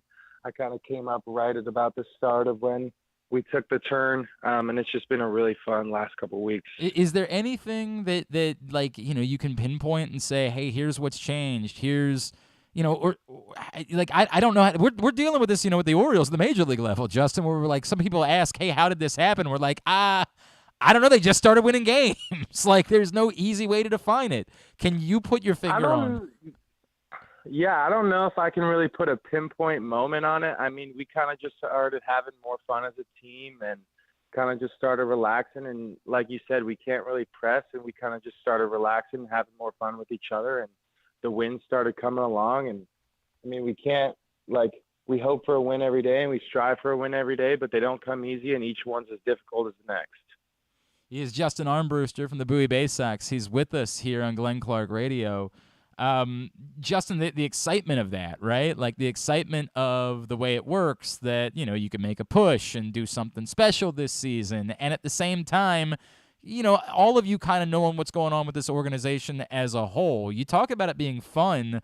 I can't even imagine how much enjoyment there is from top to bottom being part of something like this. Yeah, from top to bottom, just kind of being, at Bowie right now, we can see it all the way up to the major league level. We kind of all have the same vibe about us. It's that rising tide raises all ships. We're just trying to raise the tide so then we can compete in the AL Beast, because we all know how hard that is. No and question. The Orioles are starting to make noise up at the major league level, and we're just trying to do our thing down here in Bowie. Justin, tell me about yourself as a pitcher. Tell me about what it is. Give me what are your pitches? What is it that you've been most proud of that you've improved as you've gone through this first season of pro ball? My pitches are fastball, slider, cutter, changeup. The biggest thing that I've tried to work on now in pro ball is I've had a pretty good fastball my entire career, but now I'm really trying to work on developing secondary pitches. So slider, cutter, changeup, whatever the two of the best three will be. That's kind of really what I'm trying to work on and make strides for this past year. But just really learning the ropes of pro ball and how different it is from college. And just trying to learn the ropes with all these different guys from all different backgrounds and trying to fit into the clubhouse and give the team the best chance I can whenever I step out on the mound to win the ball game. What's your fastball touching?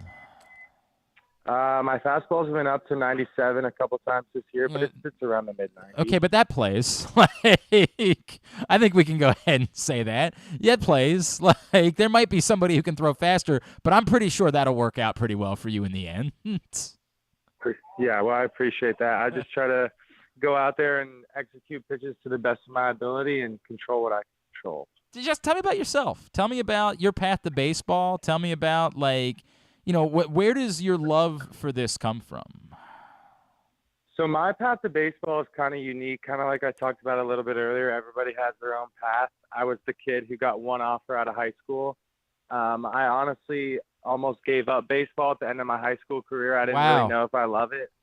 But then I kind of got that one opportunity, and I found a golden spark again, and just kind of found this new passion towards baseball. And getting one offer out of high school kind of put a little bit of a chip on my shoulder. And I just kind of strive to get to the highest level I can. And I kind of have a new profound love for the game ever since that moment in high school.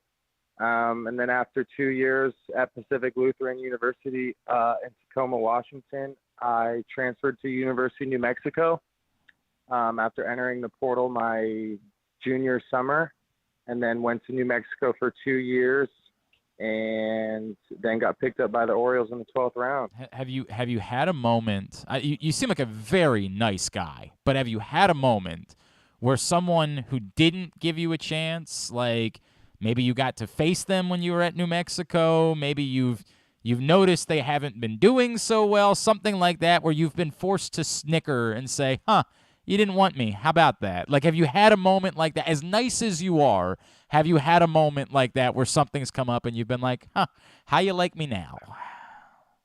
I had a coach at Division III. I'm not going to name who it is. Okay. But I had a coach at Division III tell me I would never pitch at Division I school. And I always say, look at me now, and look where I am now.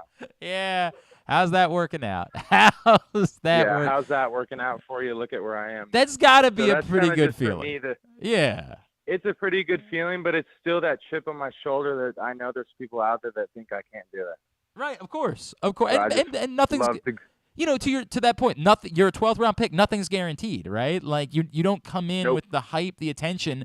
You got to keep grinding. You got to keep doing the work. You have to earn every opportunity that comes in front of you, right?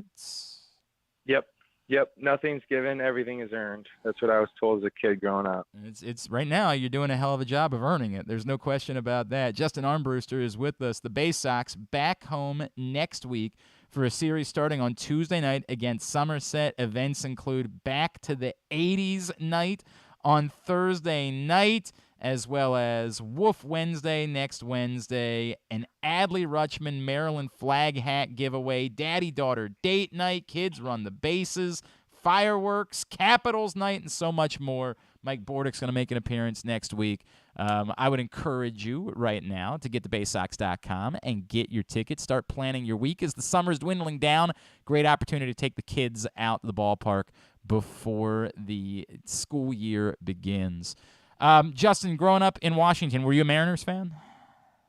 I was a Mariners fan. Okay, were you an Ichiro? It's like I was obsessed. So obviously, being here, I was an Orioles fan, but I can't lie. I had this weird obsession with Ichiro, and before that, Ken Griffey. It feels like the Mariners have had all of the cool players in the history of baseball. I was obsessed with watching Ichiro. I was obsessed with watching Ichiro too. Watching that throw come from right field. I mean, dude, I don't know who's running on that arm even in today's game. It's bonkers, man. And just the way, every time he was up, you never knew. He could so coolly and casually drop a bunt. He could slap. He had, the weirdest power in the history of the game where, you didn't understand it coming off his bat, but, he could hit bombs. None of it made any sense at all. It was amazing to watch. No, it was one of those players where it doesn't really make sense on paper, but then you put him on the field and he goes crazy. Right? You're just like, dude, He's just fun to watch. I'm so glad. I would watch that dude every night. I would watch that guy play baseball forever. Who were the guys for you? Who else were the guys that you loved watching? Maybe who were the pitchers as you went that route in your life? I really liked Felix Hernandez growing up. Makes sense. Just as a starter, he kind of builds the same build as me. We kind of have the same attributes. But the guy out of the bullpen that I really liked was J.J. Putz. Okay. I don't know if you know that name. I know J.J. J.J. Putz was a closer for the Mariners for, I think, 5 years in the early 2000s. But I got a autographed baseball card one of the first games I ever went to from J.J. During BP, I snuck down to the bullpen. It's cool. Got an autographed baseball card from J.J. Putz. So that's one of the players that I kind of always watched growing up. But, yeah, those kind of three were the three Mariners that I watched growing up. You're listed at – you mentioned the build. You're listed at 6'4", 235. What is it – is Felix Bautista, who's with the Orioles now and obviously is killing it, was for a while listed at – The Mountain? Yeah, the Mountain. By the way, and it's more than – did you know that, his official listing was 6'5", 190? You can look at that man very quickly and realize that dude ain't 190. No, I saw that 6'5", 190, and I actually met him at Instructs last year. And he walked in with his sweatsuit on and his JBL speaker blasting Dominican music. And I didn't have to ask a single person, is that Felix Bautista? Because that man is not 6'5", 195. It's not even close. He is all of a mountain, and he is fun to watch. Oh, he's amazing, right? Dude, it's unbelievable. And I believe that they finally adjusted it to say 6'7", 275. I don't even know if that gives it the full justice, but that man he's a beast. So I see you listed at 6'4", 235. Is that accurate? I would say it's more 6'5", 250. Okay. I would say that's a closer representation. How many times did a football coach try to convince you that you were playing the wrong sport when you were a young man? Well, I actually played football in high school. I played my freshman year. And I played a little bit, and then a player by the name of Hunter Bryant came along who now plays for the Titans. Yeah, absolutely. Tight end, right?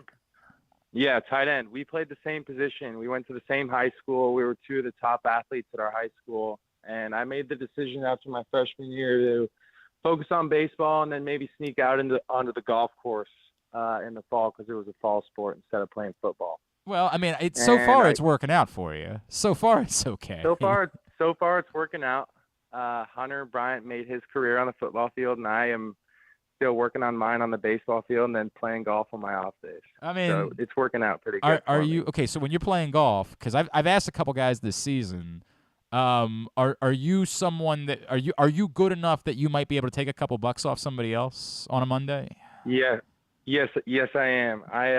I'm not one to brag, but my golf game's pretty good. Oh, who is the easiest mark? Who's the guy that believes they're good, but if you go play on Monday, they're gonna feel sorry afterwards because you're gonna end up taking a couple $100 off of them? I honestly can't throw any names under the bus because the way I play golf, I'm playing against the course, not another player. Oh, look at you. And you can easily go from, I've gone from 75 one day to 91 the next. So it's all about how you play and not how the other person plays. But it's 75. That's so funny. I don't know that I would dream of a 91. Jeez. Yeah, it'd be the life's goal would be hitting 91. But that's the life of a minor league pitcher is you pitch once a week, work hard the other 5, and play golf the other one. Hey, man, it's not a bad way to spend your Mondays. It's really not a bad way to spend an off day. It is not a bad way to spend a Monday. Justin, nope, anything else we should know about you? Anything else you're into? Anything else that you know? Off the field, growing up in Seattle, I always grew up salmon fishing. My dad and my brother. That's cool. Starting in about July through October, the salmon run all up through the streams. All different types, pinks, kings, coho. And then I had a lab growing up who's trained on pheasant and duck. So me and my dad, my brother, and even my mom, we'd get her out there every once in a while. We'd go out and do outdoor fishing, hunting, snowboarding, all of it. Very cool, man. Have you ever, I know obviously everybody associates Seattle with the fish market. Did you guys throw fishes around when you would catch them? Have you ever caught a fish at the fish market before? I have not. I have been down to the fish market, and if you've never been to Seattle, I would highly recommend going down to Pike Place, going to the first Starbucks, going down and going to see the gum wall. That whole area is really cool, but I have personally never thrown a fish at the fish market. All right, we'll have to make that. I've thrown fish on the I've thrown fish on the bank of the Snohomish River, but not. Well, that's at better. the actual That's fish cooler market. than that, actually. That's even cooler. But we'll have to make it so that in a couple years, when you're killing it with the Orioles and they go out to Seattle, maybe you get to make an honorary trip to catch a fish at the fish market. We'll have to make that a thing. I think we can make that work. I think we can make that work. Hey, Justin, this is great, man. I've really enjoyed this conversation. Let me, on Twitter, it's at J Armbruester, correct? Is how people can follow you?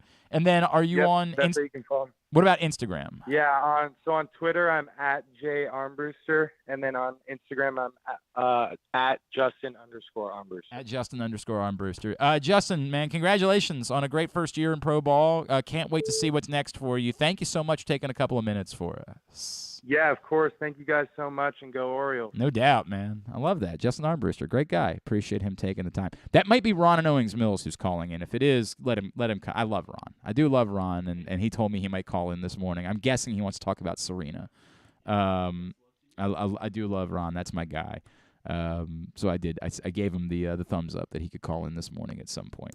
I appreciate Justin Armbruester taking the time for us as he's having a very nice season as he's gotten up to the AA level. And the Baysox, it's insane. I know. After the break, they were like 24-6 as of 2 days ago. I don't remember exactly what it is now, but they are on this unbelievable tear in the second half of the season where they're just. It's not even that they're not losing games. Like they're winning games. Very lopsided. Like they are utterly and completely kicking ass. So a good time to check out and a reminder that it's not just what's going on at the major league level, that there is more coming throughout the system.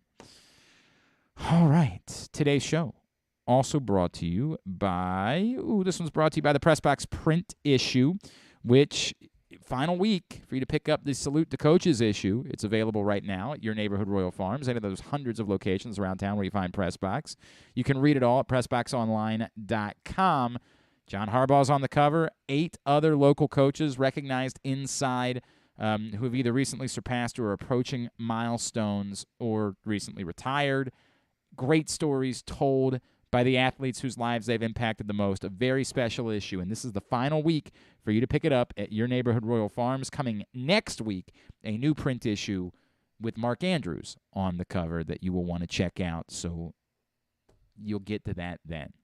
When we come back in, we'll wind things down for a Wednesday edition. We'll take a break. He's not a guest. He's just a guy I like. We don't have to sweat over Ron. Love the guy, but we don't have to sweat over it. We'll grab a break. We'll come back in, and we'll wrap up a Wednesday edition of Glenn Clark Radio. Summer is in full swing, and so is the summer seasonal menu at Glory Days Grill. Start with the opener, flash-fried pork belly with their popular Korean No. 2 sauce, and try their South Carolina barbecue chicken, or back by popular demand, the lobster roll with grilled corn. Also try the irresistible crab and lobster fries, or the very berry salad with chicken. And for dessert, the Cracker Jack sundae with a waffle, ice cream, and Cracker Jacks. This menu will be gone. Find out more and get your order in at glorydaysgrill.com. Glory Days Grill, great food, good sports. That first sip. That first bite. Start your day off right with a delicious breakfast at Royal Farms. Choose from a fantastic selection of fresh Royal Farms breakfast sandwiches and top it off with a rich hot cup of the freshest coffee in the world. At Royal Farms, breakfast is available day and night. It's the freshest breakfast in the world. Real fresh, real fast. Royal Farms. Swagger is a daily fantasy sports site created for sports fans who want some skin in the game and a real shot at winning. Forget plus-minus odds, Swagger uses points for a better way to understand probabilities. If you're tired of losing because of one bad pick, with Swagger, you don't need to be perfect to win. You just create a lineup of 4 to 10 simple player props and score points for the ones you get right. So you can be half right and all right with Swagger. Swagger offers the most player props and biggest payouts of any DFS site, as much as 50 times your buy-in. Plus, you can play all the major pro sports, including your favorite local teams. If you're ready to play, visit playwithswagger.com/pressbox to sign up, and Swagger will give you $10 free to try them out. Plus, they'll match your first deposit 100% up to $100. It's free money to play with Swagger. Swagger, daily fantasy for all fankind. Playwithswagger.com/pressbox. Whether your focus is luxury and comfort, convenience and technologically advanced connectivity, or sporty performance and aggressive styling, we've got the perfect Highlander for you. Check out buyatoyota.com for deals on new Highlanders from your local Toyota dealer today. Sports betting has come to Maryland, and we're ready to help you win some money. Tune in for Simply the Bets every Tuesday morning at 11:40. FanDuel Sportsbook GM Leon Twyman and VSiN's Aaron Oster join the guys every week to give you all of the info you need and offer you a few winners. And every other Thursday at 11:40, tune in for Weekend at Bookies as Andrew Stecca and Alloy Sports' Brad Kronthal help make you some money for the weekend. So come win some money with us on Simply the Bets every Tuesday and Weekend at Bookies every other Thursday. Brought to you by the FanDuel Sportsbook at Live Casino and Hotel Maryland. Listen at PressBoxOnline.com/radio. Watch at YouTube.com/PressBoxOnline. Visit Howard County presents the 2022 Major League Quidditch Championship, a Harry Potter-inspired, real-life, full-contact, mixed-gender, 12-team Quidditch tournament happening at Troy Park in Elkridge, August 20th through the 22nd. For tickets and more information, go to visithowardcounty.com. Maryland, be open for it. Don't forget that full episodes of the show are available for free on Apple, Spotify, Amazon, and YouTube. But warning, you get what you pay for. You're listening to Glenn Clark Radio. All right, back in here on GCR, a Would You Rather Wednesday edition of the program, brought to you by Glory Days Grill. Continue to get me your responses for Would You Rather Wednesday. Griffin will pick a winner for the $25 gift card to Glory Days Grill tomorrow. Ron is in Owings Mills. Ron, what's going on, pal? Good morning. Glenn, how are you? I'm good, buddy. How are you? Yeah, I figured I'm good. I haven't talked to you in a little bit and was at the City Open. And I always think of you when I go to that. You know what? And I never even got to make it out. I don't want to talk about it. I had 3 different things that happened last week. I'm very angry about that because I didn't get to make it out, unfortunately.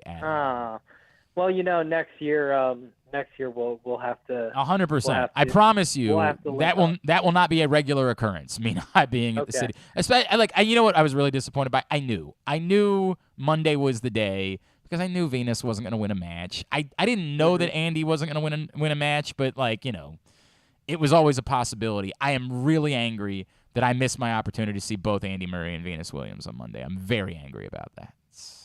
Yeah, I hear you, but you'll have more we're getting better players, and it's unless it's an Olympic year, you'll get a chance to see a lot of good players, usually outside the big 3. So we'll link up next year. But curious to me, Glenn, watching all these guys and girls, I thought Kyrgios would win the tournament before he did. I'm not going to toot my own horn. In my opinion, when his serve, if he played anybody else except Djokovic in the Wimbledon final, he would have won the tournament. his serve is so dominant. He's in such a nice rhythm, and he's playing Medvedev today, I think. Yes. In Toronto, so that'll be interesting. The one pushback I would give is I'm certain that he would have lost to Nadal in the semifinals too. But again, outside of those guys, I agree with you. There is still the, he's in a better place, but there is always still that moment where does whatever's irking him make him stop caring? And that's the difference, right? Like the difference is a couple times at Wimbledon when he was getting irked, it didn't make him stop caring completely. He was still trying. But you just never know with him when whatever it is that has him irked is going to be the thing that makes him say, I no longer care about the result of the match. And by the way, no question, better players than he have gone through that in their careers. Right? Andre Agassi went through that, where he would just start serving moon balls because he was so pissed off about a call. Like these Marat Safin, 100%. Like these things occur. Obviously, Kyrgios has dealt with more issues with mental health than some of those guys have, but it's just kind of always there. It would be a great thing for tennis for him to somehow find a way to win a slam. It would be an incredible thing for the sport for him to win a slam, just because he's so polarizing and there's so much conversation about him. I still have to see him do it before I believe he's going to do it. Oh, I absolutely. I mean, he's a wild card. You never know, but like the talent is there. Oh, no question. It's unreal, like what he can do with the racket. But can he put it together? Like Wimbledon, to be honest, is probably the best surface for him. Could he do it on hard? Maybe. Medvedev, you got some other guys at the U.S. Open. We'll see if Djokovic is allowed to play. But to me, Kyrgios, just talking about his serve, in my opinion, it's up there when his head is on and when he wants to. His serve it's up there, in my opinion, with Sampras and some of the all-time greats. Just I've seen all of them, and I do believe that. I'm not saying he's that level of player because you got to do it consistently. Mentally, he blows up. I'm just saying that was impressive. He didn't get broke the whole tournament. But let me ask you this about the Ravens, because I've been listening about the Lamar chatter. Some of it, a lot of it nutty. I'm in agreement with you. Let me explain to you where I'm at, Glenn. I believe Lamar has proven me wrong in a lot of areas, okay? Number one, outside of last year being able to stay healthy. Yet last year he got hurt, but for the most part, playing his style of play, he's been able to stay relatively healthy. That's number one. He proved me wrong so far. Knock on wood. Let's hope that continues. Number two, he's proven me wrong as far as he's been able to carry a team on his back with people out. They were 8-3. He's carried teams to division titles. To me, that's impressive. I have to admit that. He's proven that. He's proven he's a franchise quarterback. However, the one thing that I need to see, and I think a lot of it, Glenn, like this is what gets lost because everybody talks about Lamar. My question is this offense, which I understand is designed to let Lamar do what he does, which is what it should do, but it also has to evolve to a certain respect because you can't just do this. Like you in the playoffs when it's one game where everybody's trying to stop it, putting more guys in.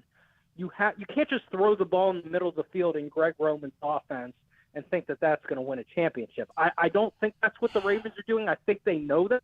But what I'm just saying is Greg Roman's play calling, mixing it up, throwing to the outside. This is another question. We'll see if we have the personnel. Right. I don't think it's just a Lamar conversation. Well, I don't think it's even remotely just a Lamar conversation. I think the bigger question is interesting, right, Ron? Because we'll go back to the Buffalo game in the playoffs 2 years ago, and they didn't lose that game because of their system. They lost that game because J.K. Dobbins whiffed on a block, and Lamar missed what would have been a wide open touchdown because he had to get the ball out, right? Like I don't know that the difference in what they're doing and what it takes to win a Super Bowl is as wildly different as some people want to believe it is. I think there are people that genuinely want to believe that this system, there's just no way in hell that could work in the playoffs. When you actually look at the margins in the playoffs and who's winning, I don't think that there's proof of that, right? Like Aaron Rodgers doesn't win in the playoffs.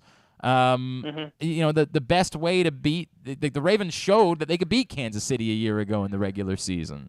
So I'm not sure that it's a drastic difference as much as it's about you. In order to do it, there's less room for error. You have to execute everything flawlessly, do everything the way that you're supposed to do it, and that is more difficult to do when you're playing good teams. Obviously, like when you're playing against good teams, it's tougher to execute flawlessly. So, it's fascinating to me because it's a question that I'm asking every time I talk to somebody. Can this win a Super Bowl?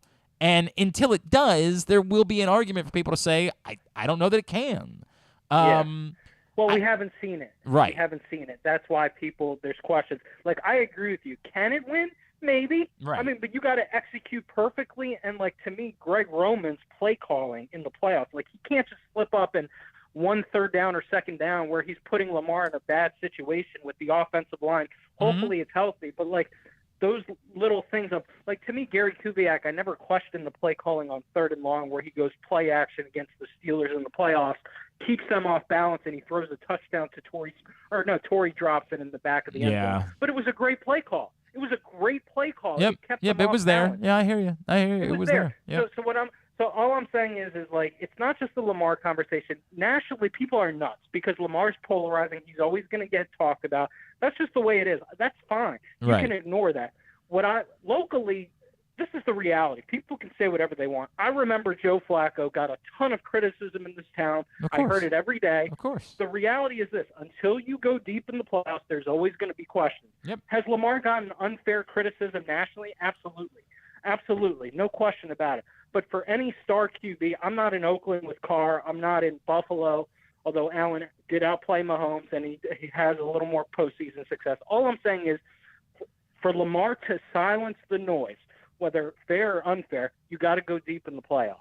It's the best way to do it. There's no doubt. Appreciate you, buddy. Good to hear from you, man. All right, Glenn. Ron's and Owens Mills. Yeah, there's no doubt. That's the best way to go about it. Now, I care less about the noise. It's frustrating because it doesn't go away. But I don't care nearly as much about that as I do about winning a Super Bowl, right? Like, you don't get a parade for silencing the doubters. I remember saying that after the MVP season. I remember saying, look, Ravens have proven everybody wrong. They made this work. But you don't get a parade for that. You get a parade for one thing. That's winning a Super Bowl. And what is the best thing in order to win a Super Bowl? And I don't have that answer. My gut tells me that given the foundation that they laid, that this makes more sense than ripping it all up and trying to do something else and hoping that works. I mean that. I think if the idea was fire Greg Roman and hire a more traditional offensive coordinator with more NFL-like concepts in 2022, and here are the pieces that you have, best of luck, I would not feel as good about the chances of that winning going into this season as I do about this, which doesn't mean that it wouldn't have worked. I can't guarantee that it wouldn't have. But that's an awful lot to rip everything up and hope for the best. I think we're trying to pretend like the Ravens are further away than they really were. I think there are a lot of people on the outside that have no idea what happened in Baltimore last year. All they know is that it went south. And so to them, it's proof that the system doesn't work, or it's proof that Lamar's not very good, because they don't know that half of the roster was hurt. They just don't know. They're not paying attention to it day in and day out. They can't. There are 31 other teams, and they're trying to be so-called experts. It's impossible to know that. It would be impossible for me to know definitively what happened to the San Francisco 49ers a year ago. I can know the headlines. There's a debate about whether or not, they should have played the other quarterback. I can know the big things that everybody knows from just casually watching some primetime games, but I can't intimately know what actually happened. So I think in discussing the Ravens and where they are, there is this perspective that they're further away than they actually were. And it's easy to forget that the year before that, they were in Buffalo on the most bizarre weather night ever. And still, if J.K. Dobbins doesn't whiff on a block, and I don't like putting everything on J.K. Dobbins either because I think he's a good football player. But we all saw the same thing. If he doesn't whiff on that block, Lamar's got an extra second. He's got a wide open touchdown. That game's tied. Who knows what happens? Which doesn't forgive Lamar for the ensuing interception.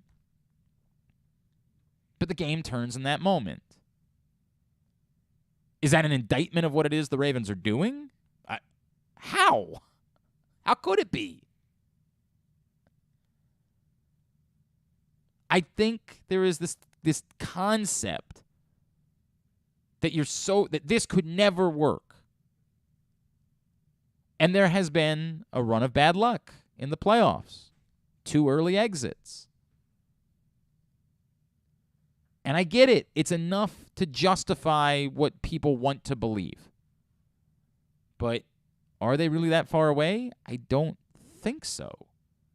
I don't think they're really as far away as some people want to make it out to be. I think that a healthy team doing what they do will be in the mix. Can I guarantee they're going to win a Super Bowl? Lord, no.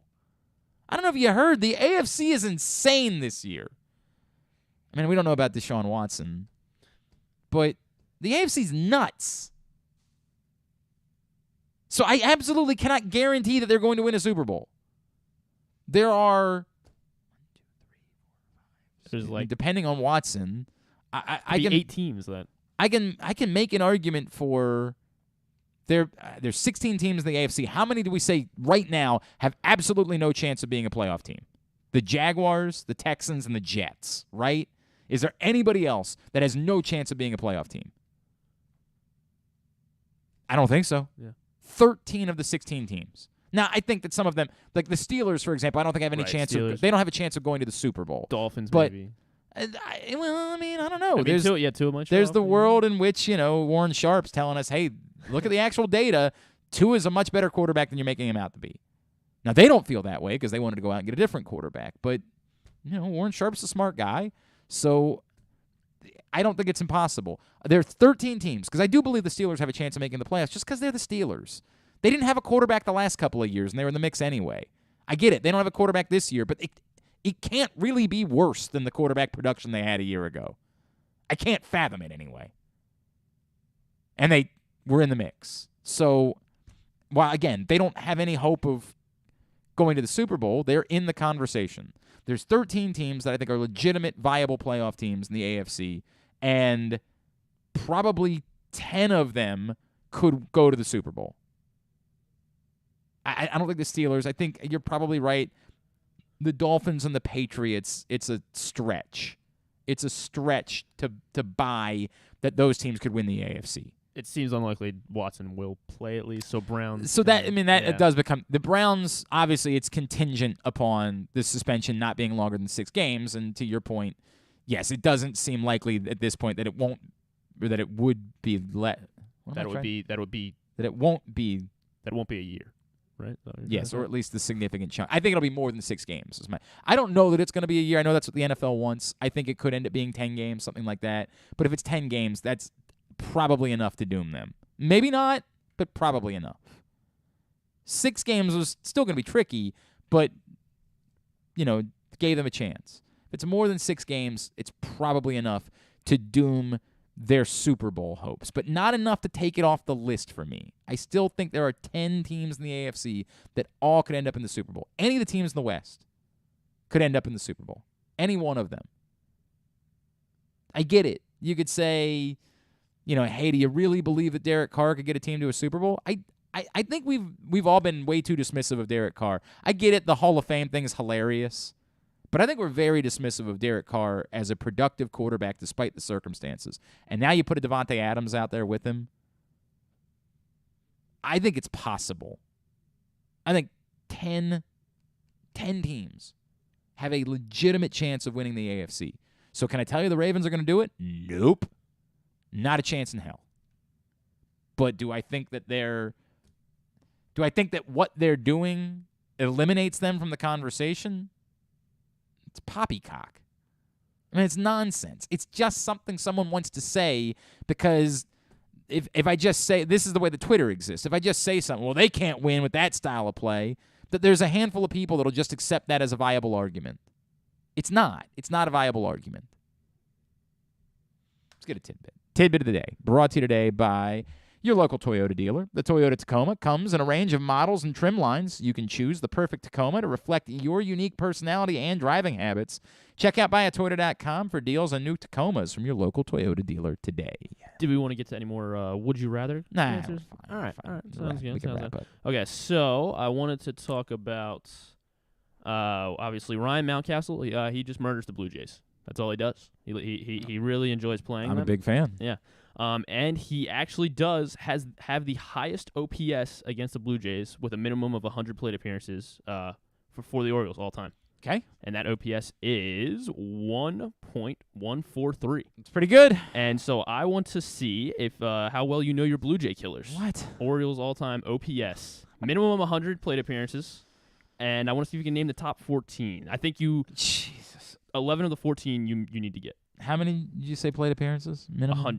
Minimum of 100 plate appearances, so at least 2 seasons. So like Nelson Cruz would not qualify. Yeah, Nelson Cruz would not qualify. Okay. I decided to eliminate him. He would be high up there, though. So let's go with Eddie Murray. Eddie Murray is up there. He is 11th. Played about an entire season against them. 146 career games against the Blue Jays.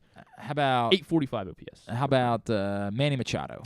Manny Machado rounds out the 14, 832 career OPS in 95 games against the Blue Jays. How about Carl Ripken?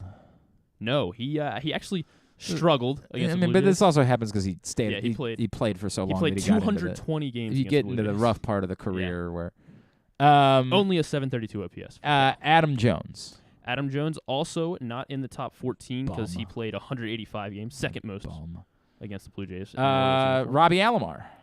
Alomar Alomar not on there. That's surprising. Rafi Palmeiro. There you go. He is number 10. 847 OPS for Palmeiro.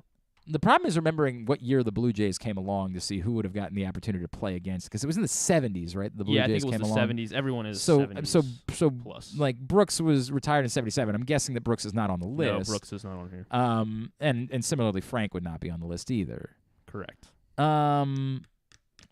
Kenny Singleton. Singleton is not on there. Again, probably I just don't know how those years line up. Yeah. That's part of the problem.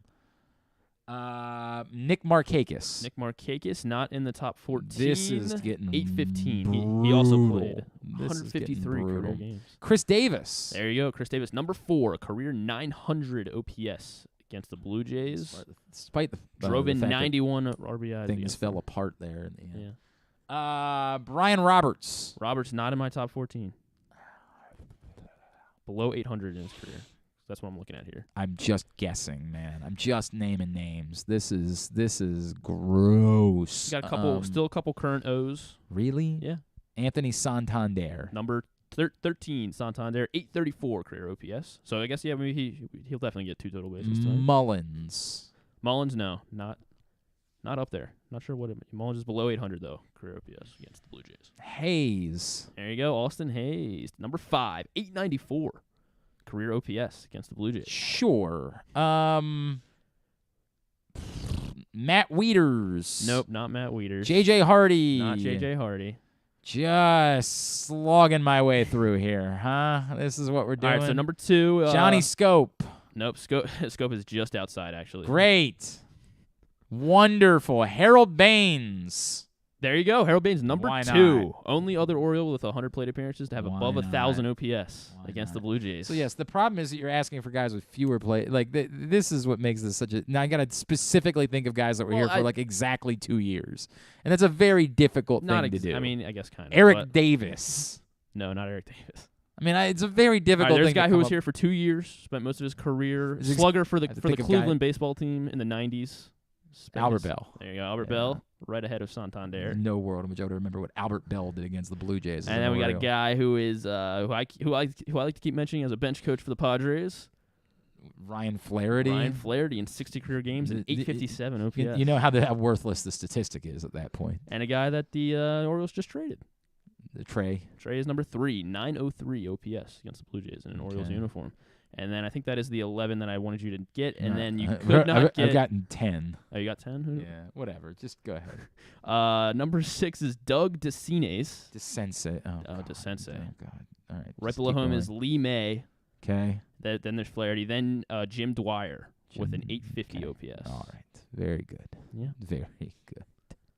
Maybe we should have trimmed that list down. Maybe we should have guessed like the top I wanted you seven to get or it. I something. thought. Yeah, I mean, you got the 11. Well, because I gave you Mount. Oh, So yeah, that's yeah, why. yeah. That's why. Stan the Fan is going to be in action tomorrow afternoon. We'll be doing a show at 1 o'clock with Frank Remish, the general manager of the Baltimore Arena, as we're getting closer to the grand reopening of the Baltimore Arena coming up this spring, the CIAA tournament, Bruce Springsteen.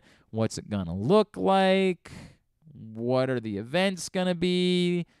Frank Remish joins Stan the Fan Charles on Facebook Live tomorrow at 1 o'clock. You won't want to miss that. All right.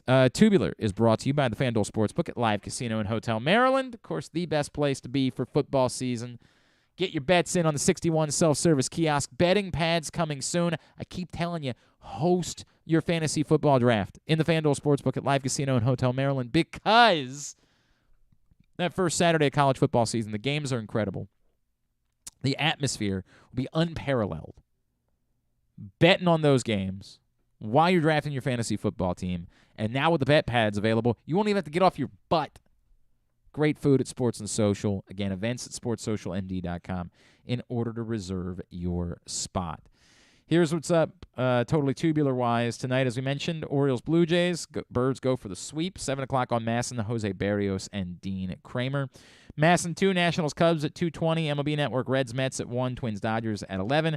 FS1, White Sox, Royals at 8. ESPN coverage of the Little League all day today. And then the MLS All-Star game. The MLS All-Stars against the Liga MX All-Stars at 8:30. Throw out all the records when they get together. Paramount Plus, Portland Thorns, Washington Spirit at 7:30. CBS Sports Network, Minnesota Lynx, Phoenix Mercury at 10. What used to be called the Rogers Cup up in Toronto, now the National Bank Open, which is a big tennis tournament, all day on the Tennis Channel, and TBS for AEW Dynamite tonight at 8. Some non-sports highlights? Not a whole lot tonight. Did you get a chance to check out Hard Knocks last night? No, but I saw the Aiden Hutchinson clip that everybody's going on about, big. which, as I said, not ironically at all, the greatest moment in Detroit Lions history. I mean, there is. Tell me what the debate is. Stafford when he broke his arm or whatever. No. That was pretty cool. Greatest moment in Detroit Lions history. By the way, so that happened. My son did something to my shoulder the other night. I don't know what that thing is right there. Look at that. I don't know what's going on with that, but there's been a couple times recently because we do full-on wrestling matches every night, and they get intense. Won't be long till at some point it goes from the match to them just asking for me to deliver every professional wrestler's like move to them. Like, give me an F5, give me an attitude adjustment, a rock bottom, a stunner. Like they just ask for. And you love that. The RKO. Yeah. So I'm like, but dude, it gets to be a bit much. Like this is carving out a lot of time in my night to deliver all these wrestling moves.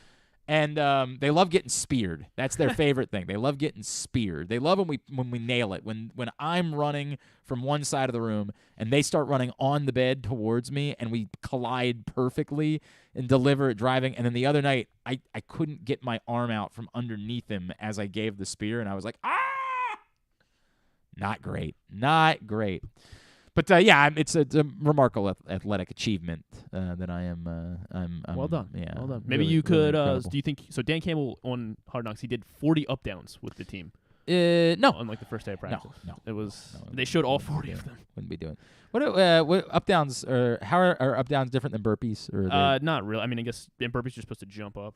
Okay. And so up downs you just kind of during the pandemic, I was my kid's PE teacher. And we were doing a lot of burpees. There were a lot of burpees happening in the Glenn Clark household. We were doing push-ups. We were doing burpees. We were running laps inside. We were doing a lot of that during the pandemic during PE class every day. Oh yeah, burpees. I mean, burpees are. And I wore short shorts like your old gym teacher did too. It just, it was appropriate. It was appropriate. Okay, so what we got? Disney Plus. They're doing a little short I Am Groot series. For Groot. I'm listening. Yeah. I'm listening. I'm not sure how many episodes it's going to be, but they're like going to be like 3-minute shorts. Okay. And they're doing they're starting a series. So that premieres it's probably today. for kids. Yeah. Although, I mean, I'd probably enjoy it. Yeah, I know. But they did that with Forky when that's right. Toy Story was quite popular. They did a lot of that. My gut tells me it's probably it's for kids. Yeah, we'll see. I'll come back tomorrow with my opinion of it. So you think you can dance season 17 finale on Fox after MasterChef? Okay, that does matter. Okay, well, Master Chef. Reservation Dogs season 2 continues on Hulu. Okay. Otherwise, not. Jamie Foxx is on Jimmy Kimmel tonight. He's got a Netflix movie coming out Friday where he is he moonlights as a vampire hunter, I think. Okay. So if you say so. It's happening. Okay. Madonna's on Jimmy Fallon. All right.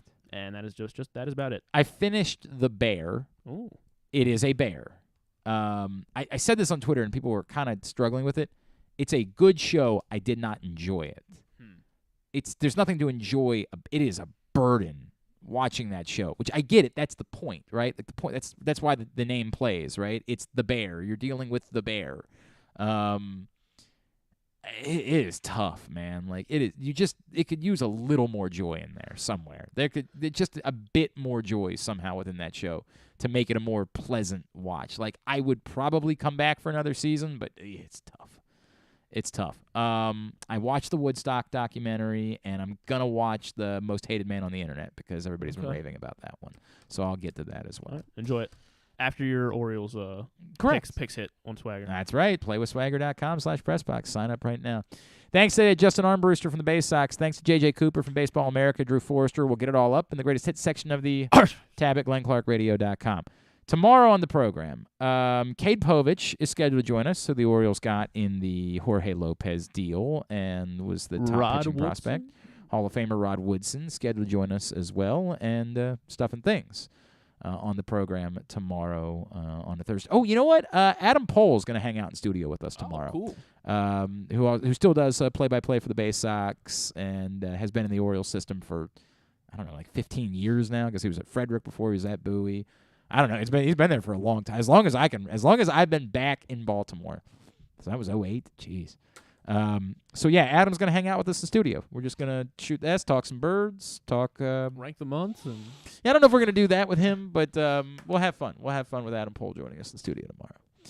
Thanks to everybody at PressBox, all of our great sponsors and partners, including Royal Farms, FanDuel Sportsbook at Live Casino and Hotel Maryland, Glory Days Grill, Costas Inn, Grade 8's Memorabilia, Swagger, visit Howard County, the Baltimore Orioles, your local Toyota dealer, buyatoyota.com. Thanks to Griffin at Griffin_Bass on Twitter. Thanks to Ryan at RexPexRyan. Follow us on Twitter, Instagram, and TikTok at Glenn Clark Radio. Have a great Wednesday night. Go Birds. Duke sucks. Ohio State sucks too.